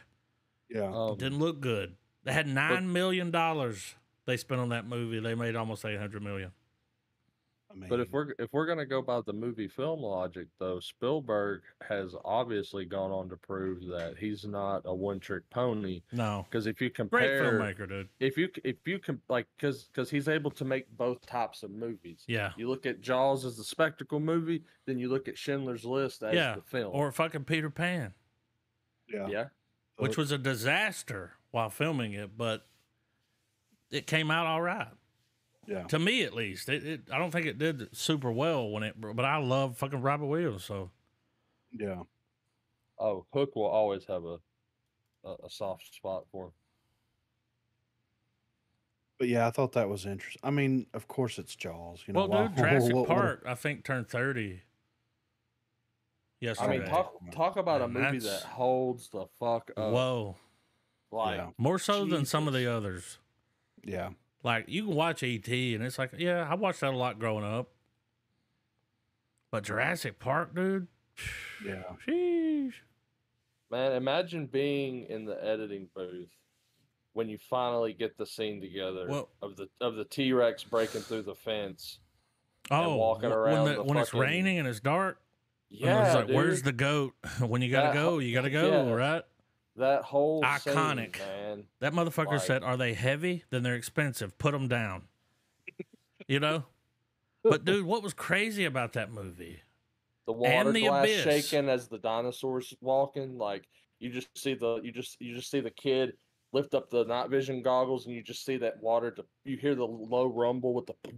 Those for 1993, those were the best special effects we had ever seen in a movie. Yeah. The best. I'd And still they argue did that they shit. are, man. And they did that shit on some bullshit ass computers, dude. It took forever to render. Yeah. Forever to make that movie. Like, really? Yeah. But damn, look at what we got, you know? I mean, dude, when it's dead silent and all you hear is the rain in that movie, Yeah. and then the T-Rex just fucking roars, you're like, dude, I saw it in the theater. mm, It was fucking scary. intense, dude. Yeah. So next up here, Kev Smith wants to make a legacy sequel to Bad News Bears. So Kevin Smith has a legacy sequel to Bad News Bears that's high atop his wish list. Smith, who rose to fame, of course, with Clerks, has directed a variety of films, recently getting back behind the camera for Clerks 3. Having gone back to his roots, Smith is working on the horror comedy film Moose Jaws, story that the filmmaker described as like Jaws, but with a moose instead of a shark. As for what's after Moose Jaws, perhaps that could be a new sequel to The Bad News Bears, directed by Smith. While speaking about classic films he'd like to see rebooted on his podcast Fat Man Beyond, Smith mentioned The Adventure of Buckaroo Banzai, Across the Eighth Dimension, and The Shadow as fun possibilities. But what he wants to see most of all, even hoping to direct such a reboot himself, is a Bad News Bears movie. As Smith explained, he would even want it to be a legacy sequel by bringing back characters from the original movie. Mm-hmm. The Bad News Bears always wanted to do a Bad News Bears sequel where Kelly Leak and Amanda Wurlitzer are grown up and they're the Walter Matthau, and they both coach separate fucking teams that got to play each other. Paramount called me. There's a Bears-averse. I'm telling you right now, a Bad News-averse. Released in '76 by directed by Michael Ritchie. I mean, we know what Bad News Bears is. Yeah. He's been talking about this On those podcasts for fucking years, dude. 10 fucking years. Like, Yeah, dude, even the fucking the remake that Richard Linklater did. yeah, I mean, this is the motherfucker that made A Scanner Darkly. yeah, Walking Life makes a Bad News Bears, and it was genius to cast Billy Bob. yeah, dude. Yeah, Great. To me, dude, like I feel like Jimmy Dugan Yeah. was based on the coach. Right. Yeah. From the original, the 70s. Like, it's just that drunk. Yeah. I say let him do it. And I'm so happy to hear he's making Moose Jaws. Yeah, right. Because we were in a room with him when he talked about it. When he read Dude, part this of the was like script. 8 years ago. I know, it's been a while, Like- right? Yeah. Like, not long after I was old enough to go into the comedy club. You know what I mean? Yeah. Like, so, but yeah. And I think they were talking about doing a legacy sequel to Buckaroo Banzai. And I think he wrote it, and they were talking about making a series out of it. It's time. And yeah.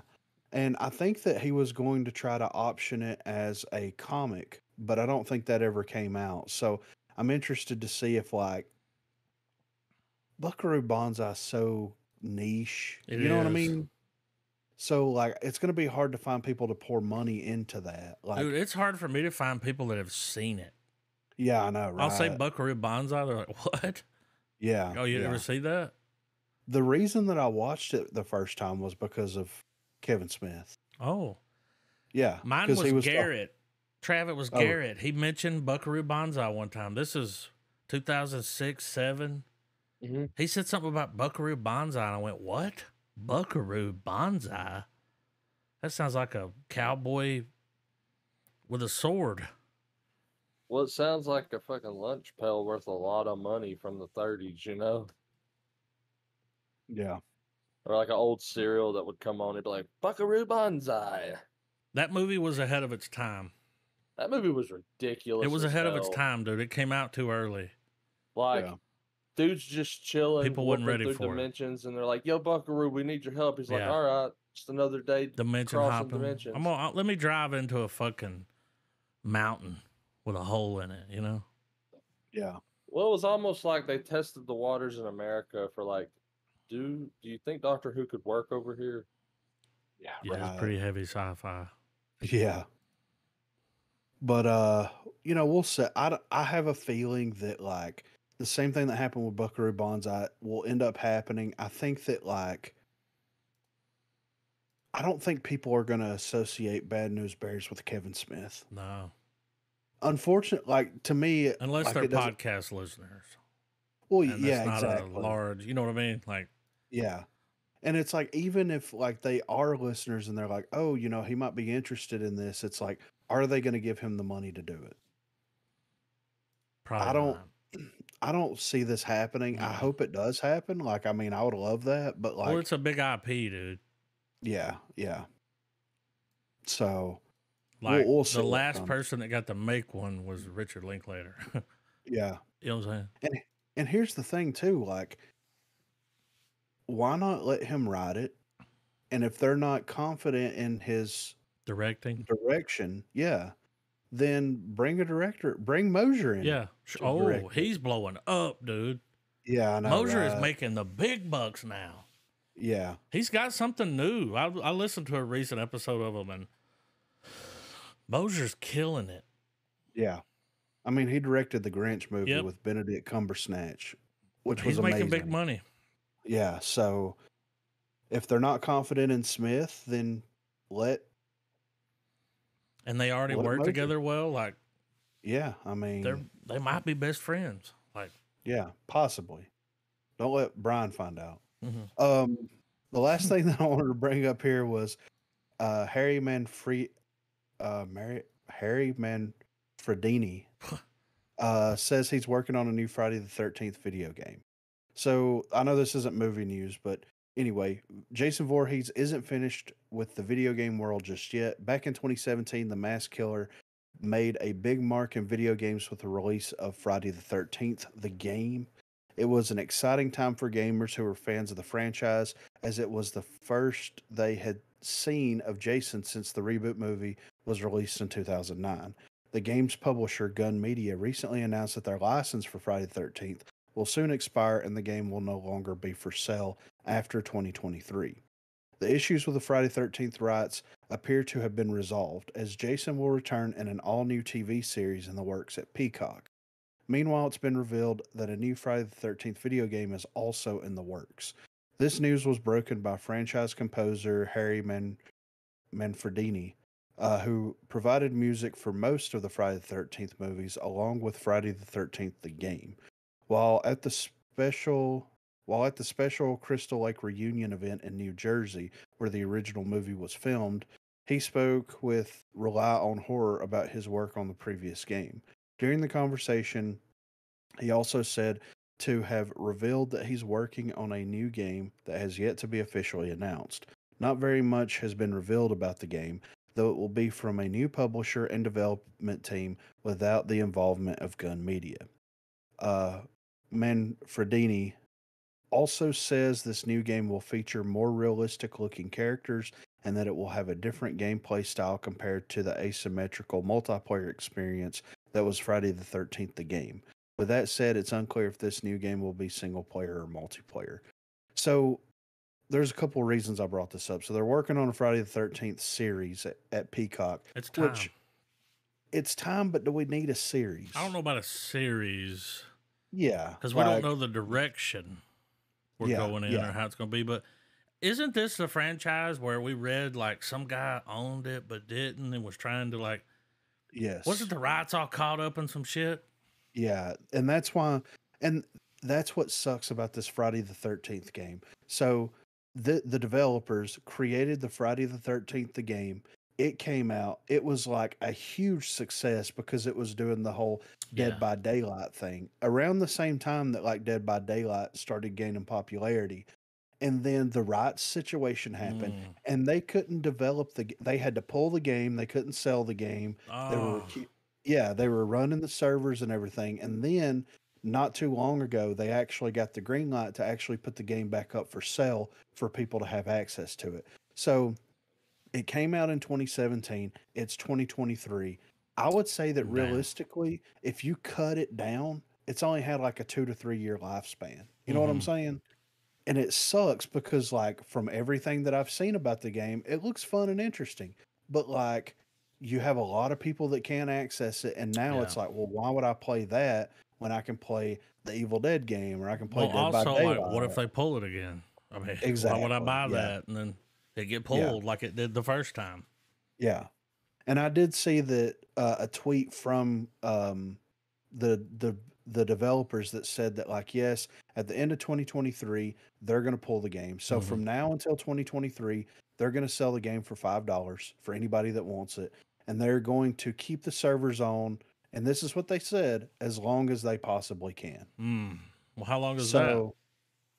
Well, I mean... So are there microtransactions within the game? It's got to be, right? No, I think there's different... Because it wasn't a free-to-play game, so there's different versions of the Jason skin from the different games, but you had to do specific things to unlock the skins. Yeah, but that doesn't pay for servers. Yeah.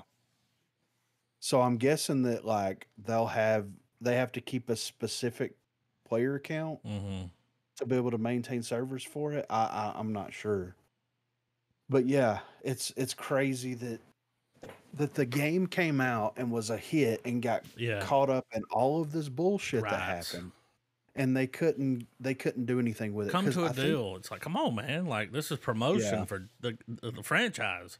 Yeah. Like, and I think that there was only like a handful of maps, like versions of Crystal Lake, and there may only be one. And their plan was to like create different, like, you know, Jason Goes to Manhattan. They wanted to do that, but they couldn't, you know, because of the rights thing. They wanted to, you know, bring all this other shit into it. They couldn't because of the rights thing. And it's like, damn, they got the rights to develop the game, and because of other bullshit, it got shut down. Yeah, it's nuts. So, and I know that right now, the Texas Chainsaw Massacre game is being tested. So that's a thing that's, you know, in development right now. It looks pretty interesting. It's very much the same where you have one person, one or two people. Daylight. Yeah, basically, yeah. Dude, all of these characters should just be available in Dead by Daylight. Well, you have like you already got the game. I think Michael Myers is available in Dead by Daylight. I think Leatherface is available. Yeah. Pinhead's available. Ash is available. The game's already there. Yeah. Just put the character in it. I mean, it's the same game. I thought it was the same, the Jason thing and the fucking Dead by Daylight. Yeah. And then later we read articles. It was like, oh, it's different. Yeah. Okay. Did they do it first? Let's see. I think Dead by Daylight came out in 2015. Okay. Hold on. Let me look. That makes sense. It was released in 2016 in June. So it was like right on the heels. This game came, it was being developed. So it already been in development. Yeah. Yeah. So one that didn't have a rights issues. Yeah. Makes you wonder. Right. Because it's pretty much the same game. Yeah, pretty much, yeah. But yeah, I'm interested to see what this series is going to be about, and then also like what this next, Friday the 13th game. Like it's kind of niche to do. If you're not going to do a multiplayer game, it's like, what are you going to do then? So we'll see. But that was all the major movie news. Like I said, there's a lot of people like speculating or releasing stuff about Flash that I didn't really want to get into. And Secret Invasion starts this month. Yeah. So I'm genuinely excited for that, and I was thinking about it the other day. I think what's got me excited the most is that it feels, even though we're dealing with the scrolls and all that bullshit, the way it's filmed, it's so not what everything else has been lately. Yeah. That I'm hoping that it's going to be a refreshing dip back into Marvel. Yeah, same. Well, I don't know about y'all, but I'll be watching it weekly, so. Absolutely. Yeah, down for a podlock. I think it's only 3 episodes. Whoa. Right? Whoa, okay. I think so. Hold on. Let's see. Secret Invasion. That's news to me. I thought we were getting like an 8-episode run at least. Season 1 is okay. It's 6 episodes. Somebody said it was 3. Maybe they're dropping the first 3 episodes. Which wasn't 6 the wasn't that the same length as Hawkeye? Yeah, and Moon Knight, I think. A lot of them have been Makes 6 sense. episodes. So. So apparently, and maybe I'm just having a blank moment right now, but I'm wanting to go back and watch Moon Knight again, because I think that's kind of given us a lot more context to Kang than maybe we initially thought. Yeah, I get that. So I'm that's something I've been wondering. Yeah. Never mind the fact that I've had that stupid fucking song in my head today. Every day I wake up. But yeah, I'm getting ready for some trailers here, man. We don't have a lot of them. There's there's some that I'll look at and go, I'm good. So I don't do them. You don't want to watch a rom-com trailer, bro? I mean, there's one I could drop. You know what? You guys might actually enjoy it. I don't know. I'm gonna put it in here. Let's do it. Before we start, I know sometimes we've it's been this habit before where we'll do the episode and like literally not even an hour afterwards or whatever, Trailers you'll find out. Dropping. Yeah, some sort of trailer has dropped. So I always wait until the pod's done. It's usually the next day. They don't want us to talk about it, Trav. But I did the scroll about an hour before I got on. We're shadow banned. Looked around. Did the damn thing. Now, one small bit of movie news, and I don't know how true it is, but it is out there. We don't have to spend a whole lot of time on it. I know we brought it up, I think, a couple of weeks ago. The rumor for Lucas buying back Lucasfilm is still churning out there. I hope it's true, because there was a rumor for the longest time that he was going to take back over as like showrunner, you know? Mm-hmm. We might have to. I mean, here's where I stand with Star Wars right now. Like at this point, I feel like if he bought it back, he would hand it over to Filoni. Yeah. And, what's his name, and let him run it. He would cut Disney out. Well, and the thing is, here's what's crazy. They don't need to even cut Disney out. They need to get rid of that. We need their streaming service. Yeah. That's what we be doing here. Yeah. And it may be the only way. Well. You know?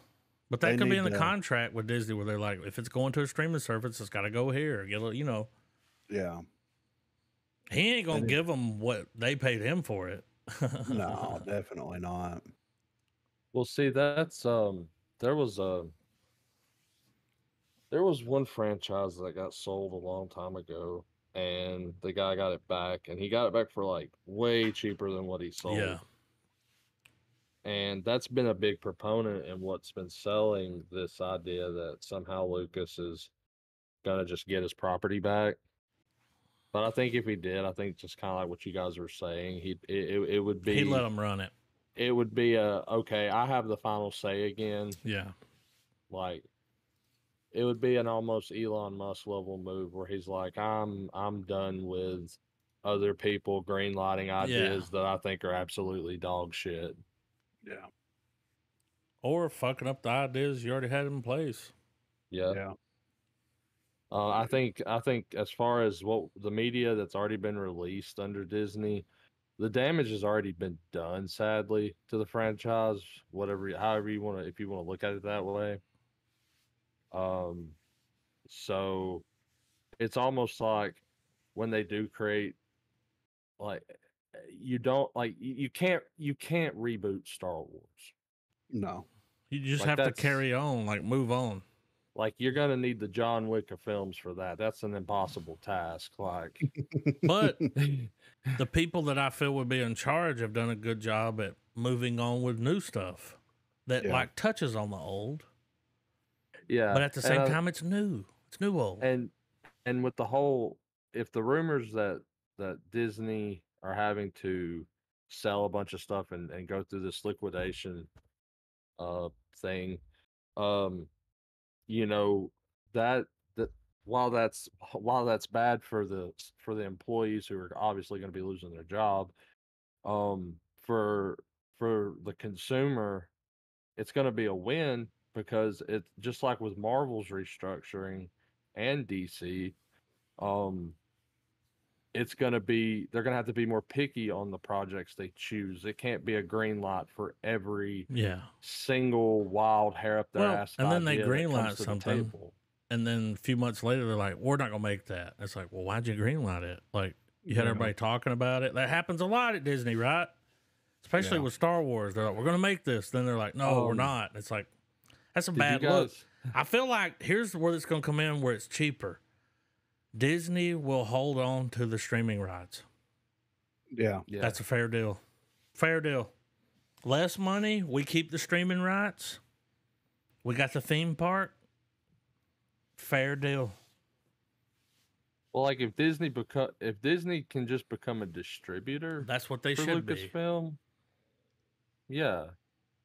I mean, it would save money if you became more of a... I feel like they'll hold on to the streaming rights.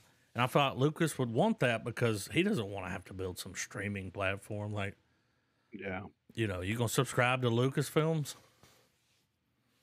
It's all on Disney. It's on Hulu. It's it's already there.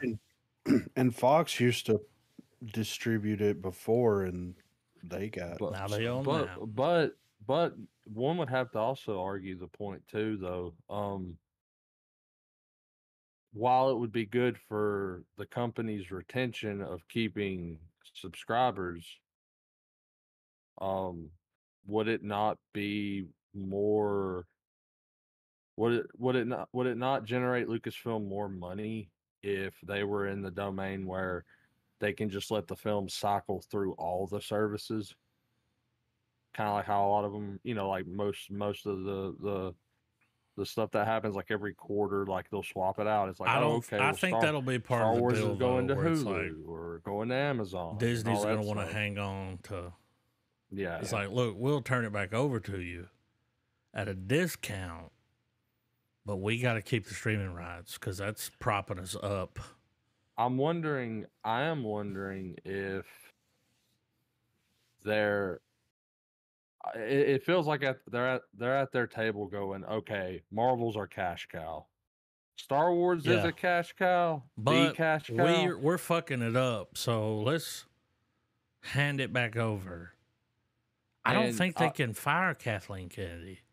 And I wonder if, in all of that, if there's some sort of conclusion they've reached where they're like, because I don't think the selling, whatever, because they're just now supposedly they're just now starting to draw up what a sale of Lucasfilm would look like right now.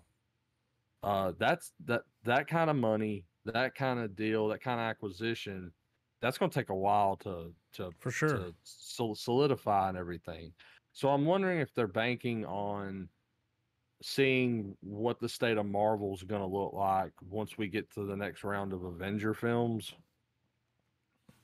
Because, I mean, they kind of, Marvel Studios is kind of ingenious in the sense that, like, now that we have the Avenger events that happen, they can slip every now and then, and people will forgive it because they know, okay, She-Hulk, we're going to get Avengers anyway, so that we got to build up to that, whatever. Where a lot of films normally would be just, and don't get me wrong, you know, just like any other property, like, you know, Marvel gets its shit ripped apart by the internet, just like every other piece of pop culture. But yeah, that's just something I was wondering. Is just like, are they holding on to see what's going to happen with Marvel, moving on with the next few years, and whether that's going to help them dictate whether, like, okay, we can afford to let Lucasfilm go. Well, I see this like, all right, we keep streaming rights, we keep merchandise. Yeah, that's a big one. And their park, because they will sell merchandise at their park. So I can see them letting it go. They've already made a pretty good nut off of it. Yeah. But holding on those streaming rights is like any shows you're going to do, like more Mandalorian, all these other shows, will be streamed here at Disney or Hulu. Dude, think about it. They probably still floated. They probably floated off the money, off just the revenue they got from The Force Awakens. Because that was a big fucking deal when that movie got announced and was coming out. Like, I mean, we remember it. Dude, we were there and it was like, I'm over here like, whenever Thanksgiving they bought Day, it, I was like, we're going to get a Star Wars movie every year. Wrong, you know? Well, I mean, even down to like just when we finally got that first new piece of live footage and we got the trailer for The Force Awakens. And like, dude, like everyone was like, fuck yes, thank you, Disney. And then October 30th, 2012, they paid $4.5 billion. I mean, with a B. Yeah, you know? 4. So here's what I think they might do. Check this out. Peep this. You sell him, let's say you sell it to him for 3. Right? Mm-hmm. You've made money. But now you have money to turn around and purchase the rights to Spider-Man. Oh. One of your biggest grossing franchises. I mean, they want to buy Spider-Man. That would be super. They need Spider-Man. Yeah. Well, and when you think about numbers too, the only people that are going to give a shit about the numbers is going to be Disney, because you got to think about it. Even though George Lucas, he already had money, created Star Wars and all of that, you got to remember too, like, he innovated a lot of technology. He did, because of Star Wars. Him and Spielberg together. Like, literally every fucking movie is mixed and recorded at Skywalker Sound most of the time. At the ranch. I mean, Industrial Light and Magic. Yep. I mean, come on, they're the ones that are creating the. And they say that Lucas still comes down. Like, not only does he come down there, he recut their movies with his own cut. Like, Lucas is. He was able to take their footage and cut his own movie, which was better, people said. Yeah, his cut was the one that was going to have a sequence where, you know, where Kylo and Rey are fighting on the water in Rise of Skywalker. That final little redemption battle they have. It was going to be a moment. Yeah, there was going to be a Force ghost of the original 3.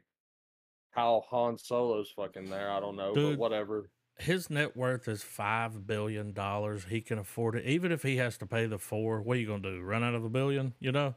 Yeah. He's fine. Oh, he's 79. Whoa. Yeah. Dude, and he's 5'6", imagine. Shorty. Well, I think, think about how much money they thought they were going to get. Yeah. And then they got the backlash. And yeah. So, I mean, they've lost billions on Star Wars. I'd say most of it was put on that theme park. Yeah. Oh, and think about all the toys that didn't sell. Think about all the shirts and merchandise, all that shit, dude. Billions of dollars just down the drain. So I think in the deal, because of and what we were talking about with them retaining certain streaming rights, I guess, toys, stuff like that. Well, I mean, as far as I'm aware, doesn't Lucas still hold? I don't know because I mean, he had merchandising before, but I think maybe we did talk about that at one point because he's always held on to that. That's been something that because Star Wars was a big toy thing. It made probably more money off of toys than it did actual movies. Oh, dude, when it came out in '77. Here's the thing. They had to give people IOUs for the toys. Yeah. And people bought them. There was a demand. But here's the thing on that. Like, all right, if I'm in the deal and they're like, we'll take streaming, we'll take toys. Dude, kids don't really play with toys anymore. They play with iPads. But it's also going to water that all factoring in, plus with those losses. That's going to bring that $4 billion, that network down significant. It will, they need toys for their parks. They need to be able to sell merchandise and make all the money off that fucking lightsaber, $150 fucking dollars. I guess my point is that, like, instead of being worth billions, I bet you he's probably going to get it for several $100 million. Like I think it would be that significant because if it's not a total package deal, then that's the thing. They're like, we want streaming, we want. I would like for Disney to hang on to the streaming. Yeah, they already have everything in place.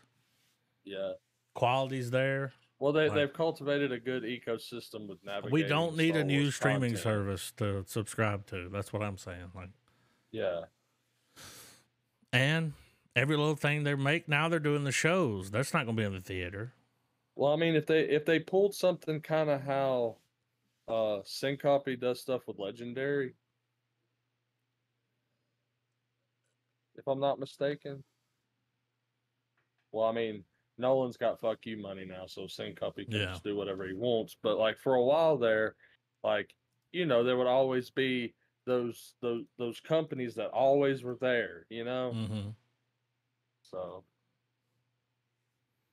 yeah, I mean, I think whoever buys it is going to get it at pennies on the dollar. So, if anybody's going to do it, then I feel like it'd be him because he's worth $5 billion. He can afford it. Like, I feel like he has regrets from selling it, but like it brought on new shit. Yeah. Favreau, Filoni got involved. Like.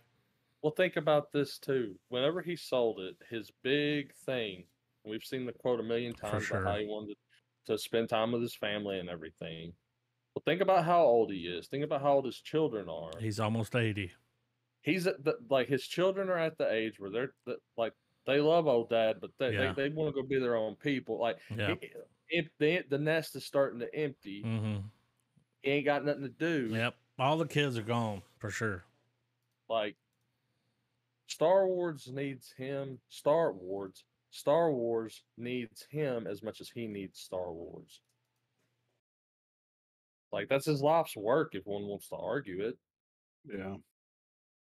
So didn't mean to go off on a tangent, but That's right. Trailers. Yes. I'm ready. Is this 50 fucking Cent in the It Expendables? is. That is 50 Cent.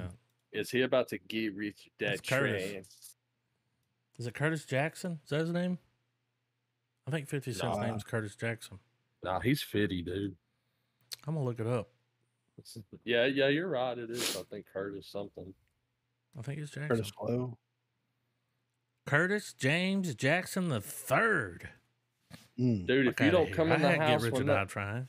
Dude, that's a name. Oh, when they say that, you come in. Curtis James Jackson the third. Whistle. Yeah, mama.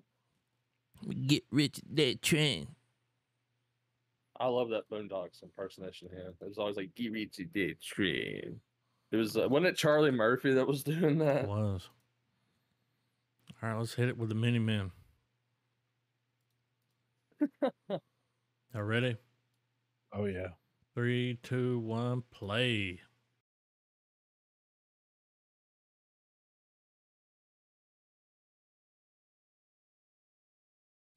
I thought he was done with these. That was a Money remix. Talks. Oh, his name is Doggy. Is it Megan Fox? About to do it for Her Doggy. name is Megan. Come on. You're doing me head in, Megan.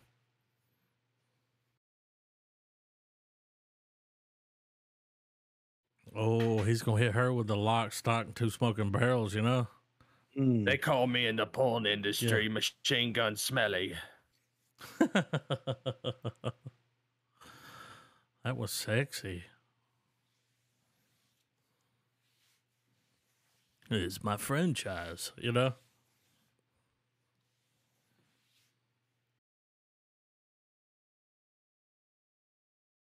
Dolph Lundgren. I thought these were done.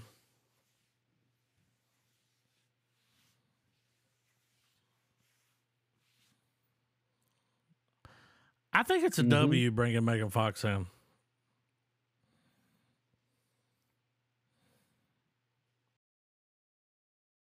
W.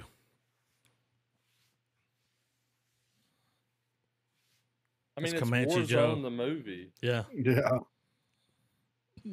The dude with the fingers and the sunglasses. There it is.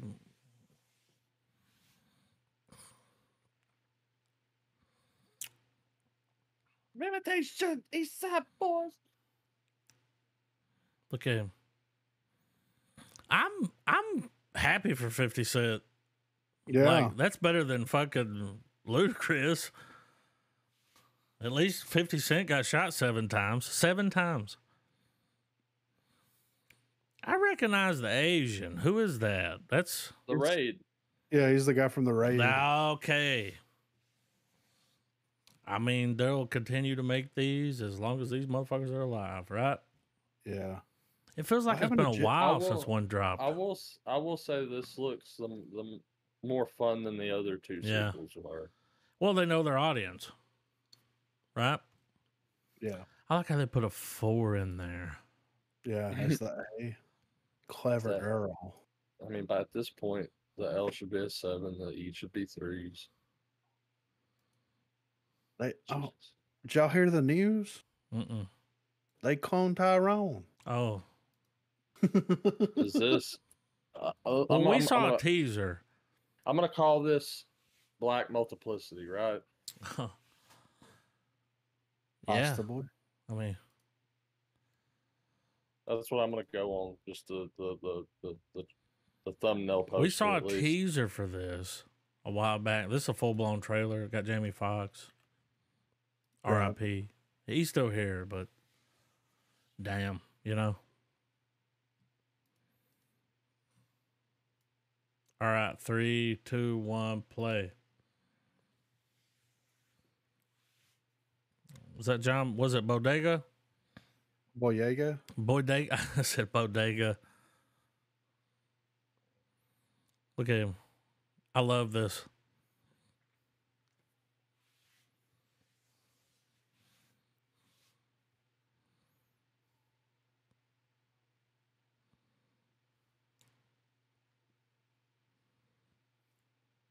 I'm in on this.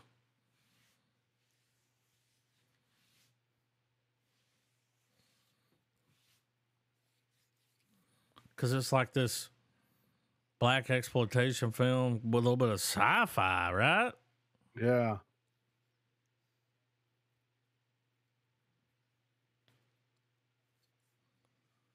I love it. Somebody's watching me, dude. Yeah. They're a Jack in the Box. He's high. Oh shit.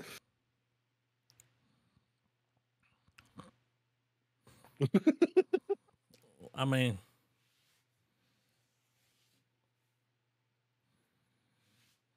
I love the way it looks. Like, Yeah.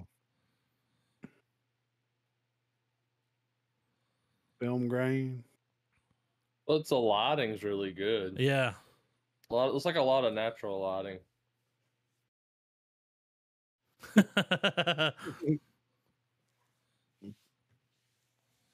Dude, look at Jamie Foxx. I fucking love Jamie Foxx.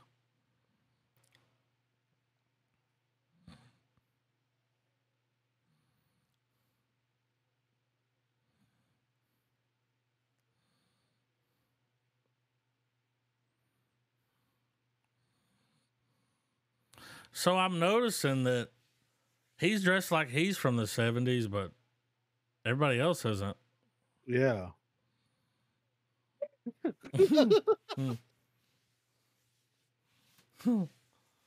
I mean, Kiefer come on. Sutherland's in it? Come on. I want to watch that so bad. I'm Yeah. put it and check it out. Well, it looks like it's also got the Stranger Things, like, oh, there's a Silly Ghost nefarious group. Yeah, yeah, it looks cool. Like I'm in the Twilight Zone. Oh, we got a full trailer. Remember the teaser? Yes. I This swear, looks every time I see fucking the logo, incredible. I think Men in Black. For Poor Things? Yeah, the logo. That It looks font? like that Yeah. font. The Oh, Men in yeah. Black font. Yeah. I see. Like I'm pretty excited about it. I think Willem Dafoe's fixing to fucking put on a clinic, dude. Oh, About I the mean, Willem Dafoe. if he's Oh talking, yeah. Yeah. he's dropping knowledge, you know? He's Yeah. spilling your beans, boy. All right, 3, 2, 1, play. Look at that duck. That's a dog duck.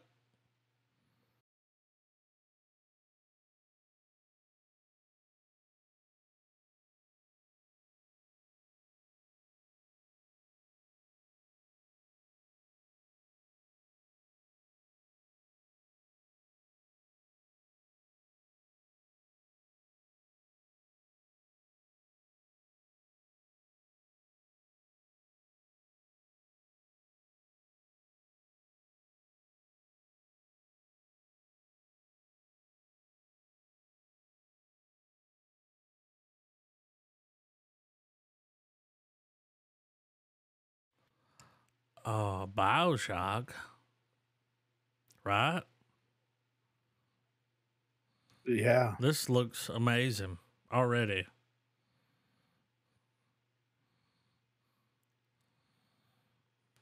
Defoe got some extra skin on that chin.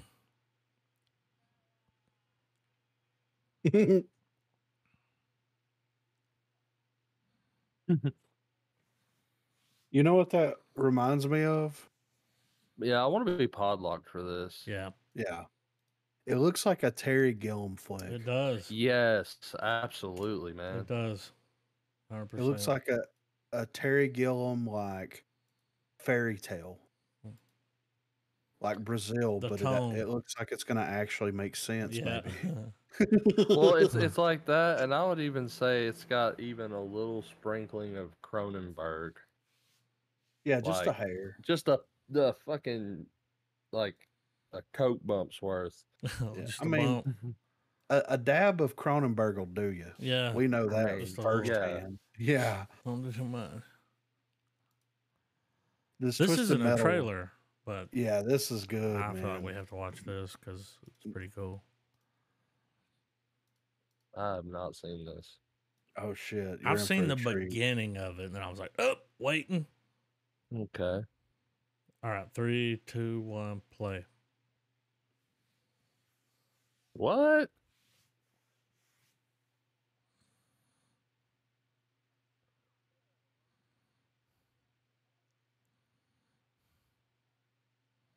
Love the voice.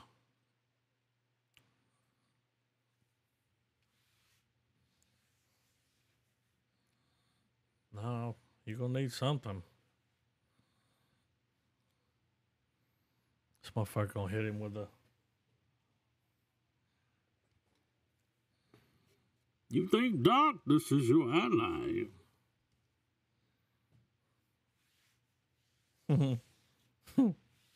He's playing the song. Take a second again. Silly goose time. Then he's singing.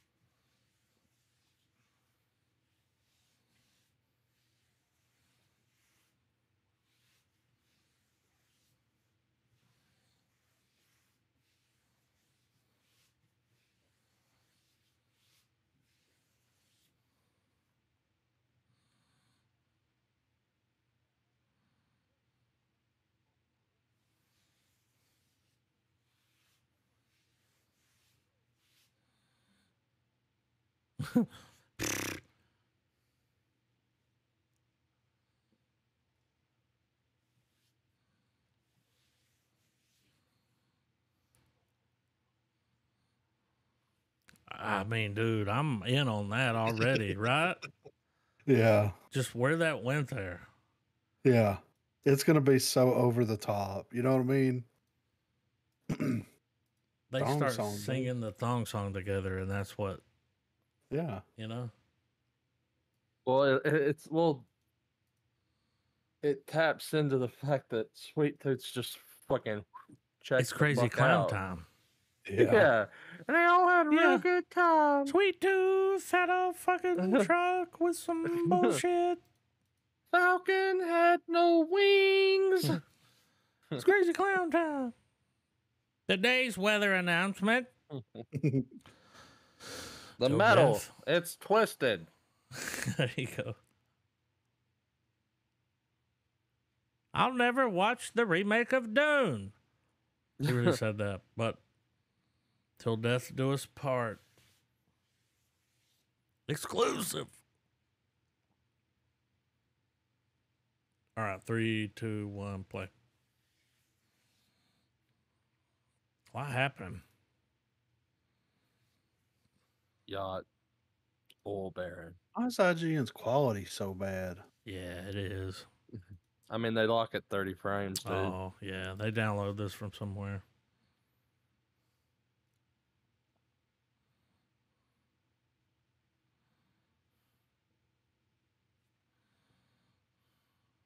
That's Everybody Hates Chris. iPhones don't ring like that. Mm-mm. Doesn't even have the option. No xylophone?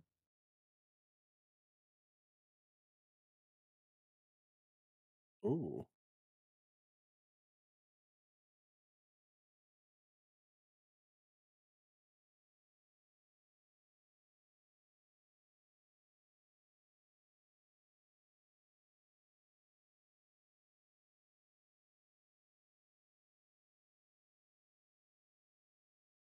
Jump kick.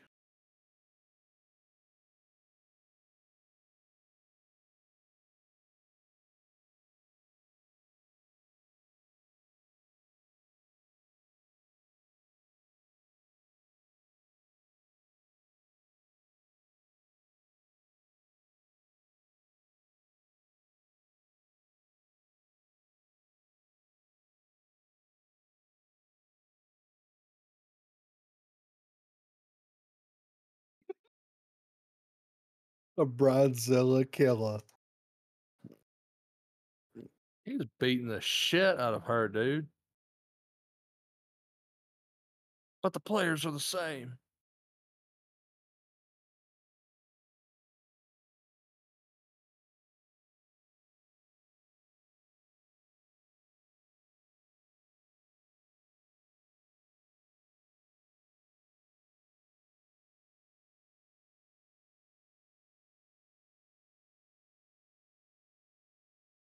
Them battered housewife. Is that a little person? Mm-hmm.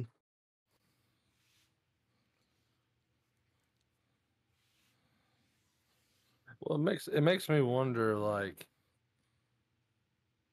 because at first it's like, okay, wife gets cold feet, runs from the wedding, and they're like, no, fuck that, we're gonna go track her down. Then it just turns into like, all right, we're gonna battle it out. So, is it like some Mr. and Mrs. Smith shit? Well, they were like, y'all want out? You can't get out. So I think so. I ain't be knowing. The breach. All right, you lot ready? I'm ready. However be. All right, 3, 2, 1, play. Look at that fucking screenshot.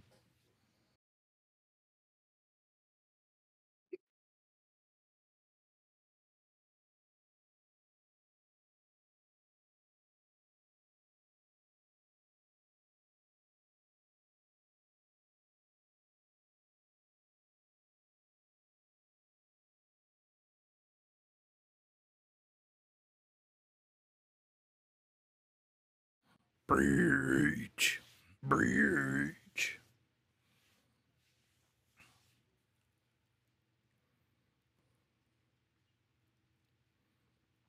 He's like discount in Bruges. Yeah, right. Father O'Malley.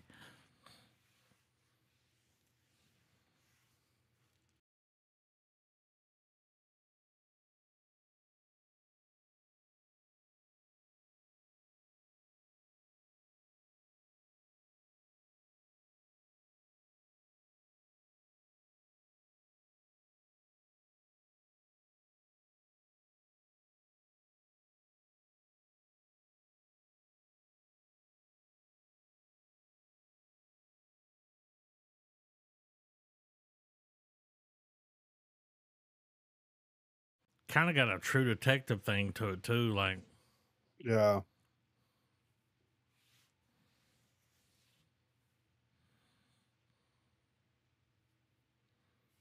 Breach. It looks like What? it looks like fucking Event Horizon shit's happening. Can we make a comment that Slash is an executive producer? He has a shit. fucking company. He has a company, so that they're probably the company that did it. Oh, I bet it was that. Was it Raven? What? I bet that's it. But again, Well, it was like Ravenclaw. The movie's got Alex Lifeson in it. What? Best known as the guitarist for Rush. That's funny.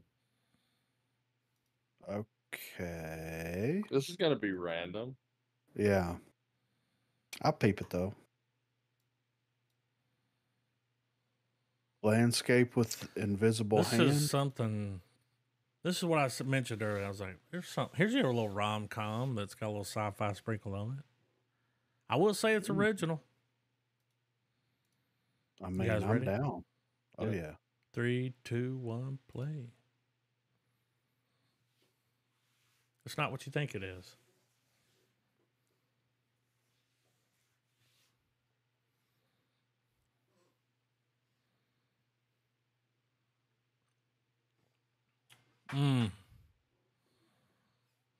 That we're floating in space.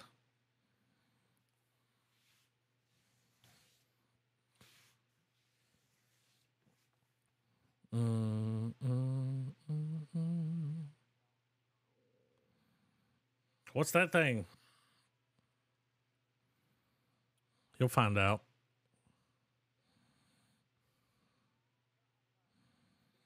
I like that song.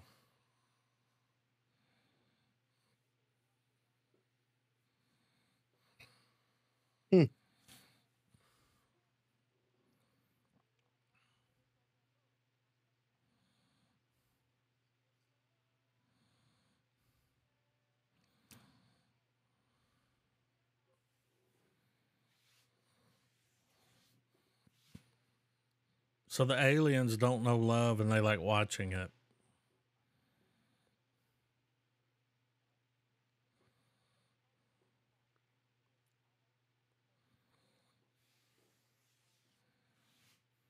Oh.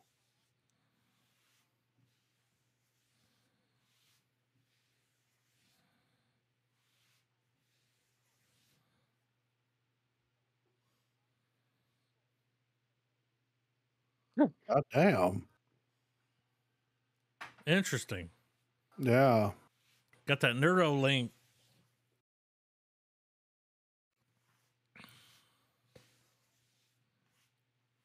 Right here.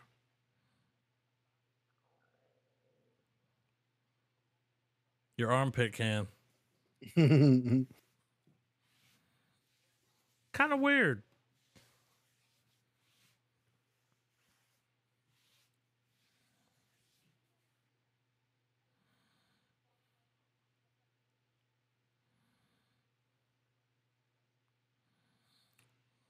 Kick their asses. They don't have thumbs. Dude. Okay, that's different. I was going to say, if an alien race shows up, they don't have thumbs, fucking fuck them up. Like we have everything else that doesn't have thumbs, right? But that motherfucker climbed up a wall and went into a hole.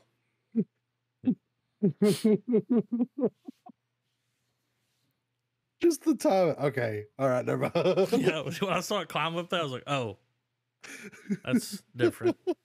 So then I got We can't do that. Oh, man. Oh, What if look at this guy. time for the brown pant beatdown. How many people's going to get their asses kicked in? What? Let's do a body count of this trailer. The trailer? Yeah. Look at that like no guy. less than 30. Yeah, right. Perfect hair. Why is his hair wet, but his beard's not? Mm. Think about that. 'Cause It's raining. He only sweats on the top of his head. Think about that. But it's Essential raining. oils. Nah, Mineral he oil. always looks down. Keeps. He's Oh, like, yeah, "I that protect makes my beard." sense. You know what I mean? Yeah. Tucks it. I'm Okay. ready. Drop my comment. All right. 3, 2, 1, play.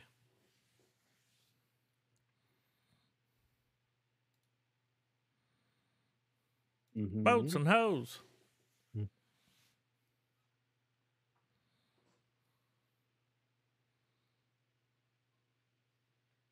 One, 2,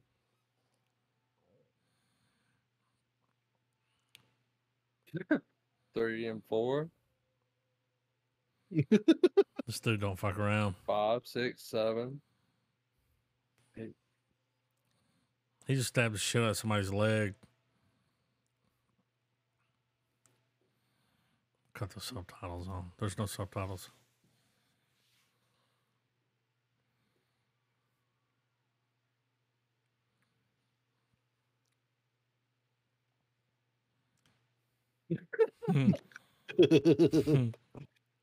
I wouldn't fuck with him.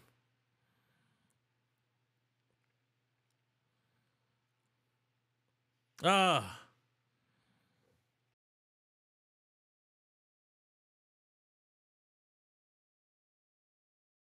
There's always a slow pan to someone puffing on a cigar. Oh, God. We need this song. Right here, they go. Sets the dude on fire. A lot of smoking. Police.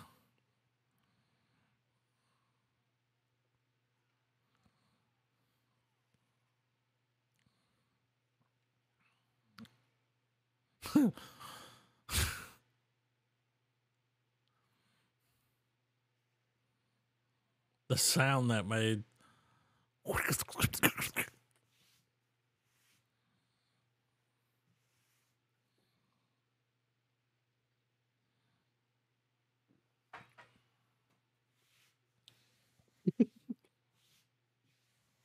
Right here.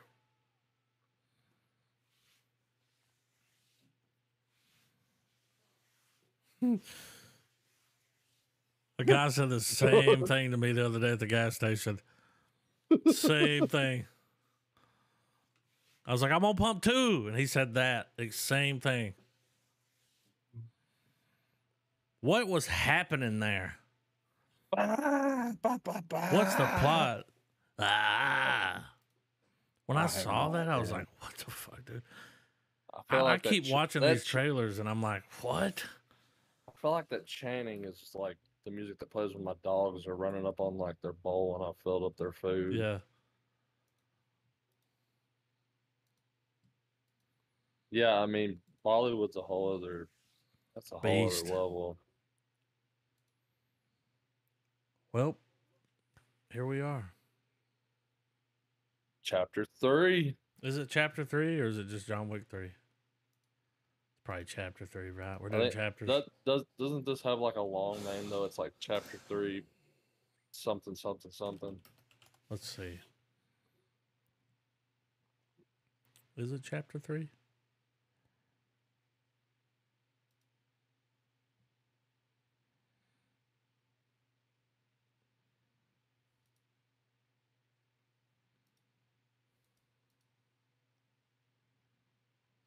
You guys are in for something. What is it? John Wick. With a budget of $75 million. Yeah, it's Parabellum. Right? It's got Halle Berry in it. Does it? Yeah, hold on. She gonna bust her tits out like she did in Swordfish? It's got Halle Berry, Ian McShane, Lawrence Fishburne. My man Winston. Angelica Houston. Mm-hmm. That's a weird. Remember that movie she played a witch in? The guy from The League, Rafi? No. Who the fuck is he playing? He plays TikTok Man. So he's just a big TikTok fan. He's on the app always. Maybe. Is it spelled that way? Nah, it's spelled. Okay. Yeah. Like TikTok. The traditional, yeah. So probably where they got the name from. Probably builds watches. Yeah. But man, yeah. There's a lot of people in this movie. Yeah. Chapter 3, baby. All right, I mean. I'm gonna edit it. I'm deleting everybody's name off of it of IMDb. Will it let you? It gave me the option to edit, but I have to have a pro IMDb account. Yeah. Might be worth it. But yeah, I know. You go in there and start putting fucking random John people Wick with like Chuck Norris. Yeah. It's like, oh god. Like I said, Chuck Norris checks under the bed for John Wick. Yeah, right. And next week, we will wet our wicks again. I'm ready. Chapter number 3. Would you say antebellum? Parabellum. Parabellum, right. Antebellum was the South, right? Yeah, that's the fifth movie. Isn't Parabellum like the Latin for prepare for war? Oh. Probably. Is it? It does sound Latin. I think it's part of like a something parsum parabellum. It's a firearm. That makes sense. It is Latin. Okay. Oh, you say parabellum if you want peace. Okay. Parabellum. Oh yeah, if you want peace, prepare for war. Parabellum. Yeah. Sheesh. Checks in the mail. Right. Did it. Family.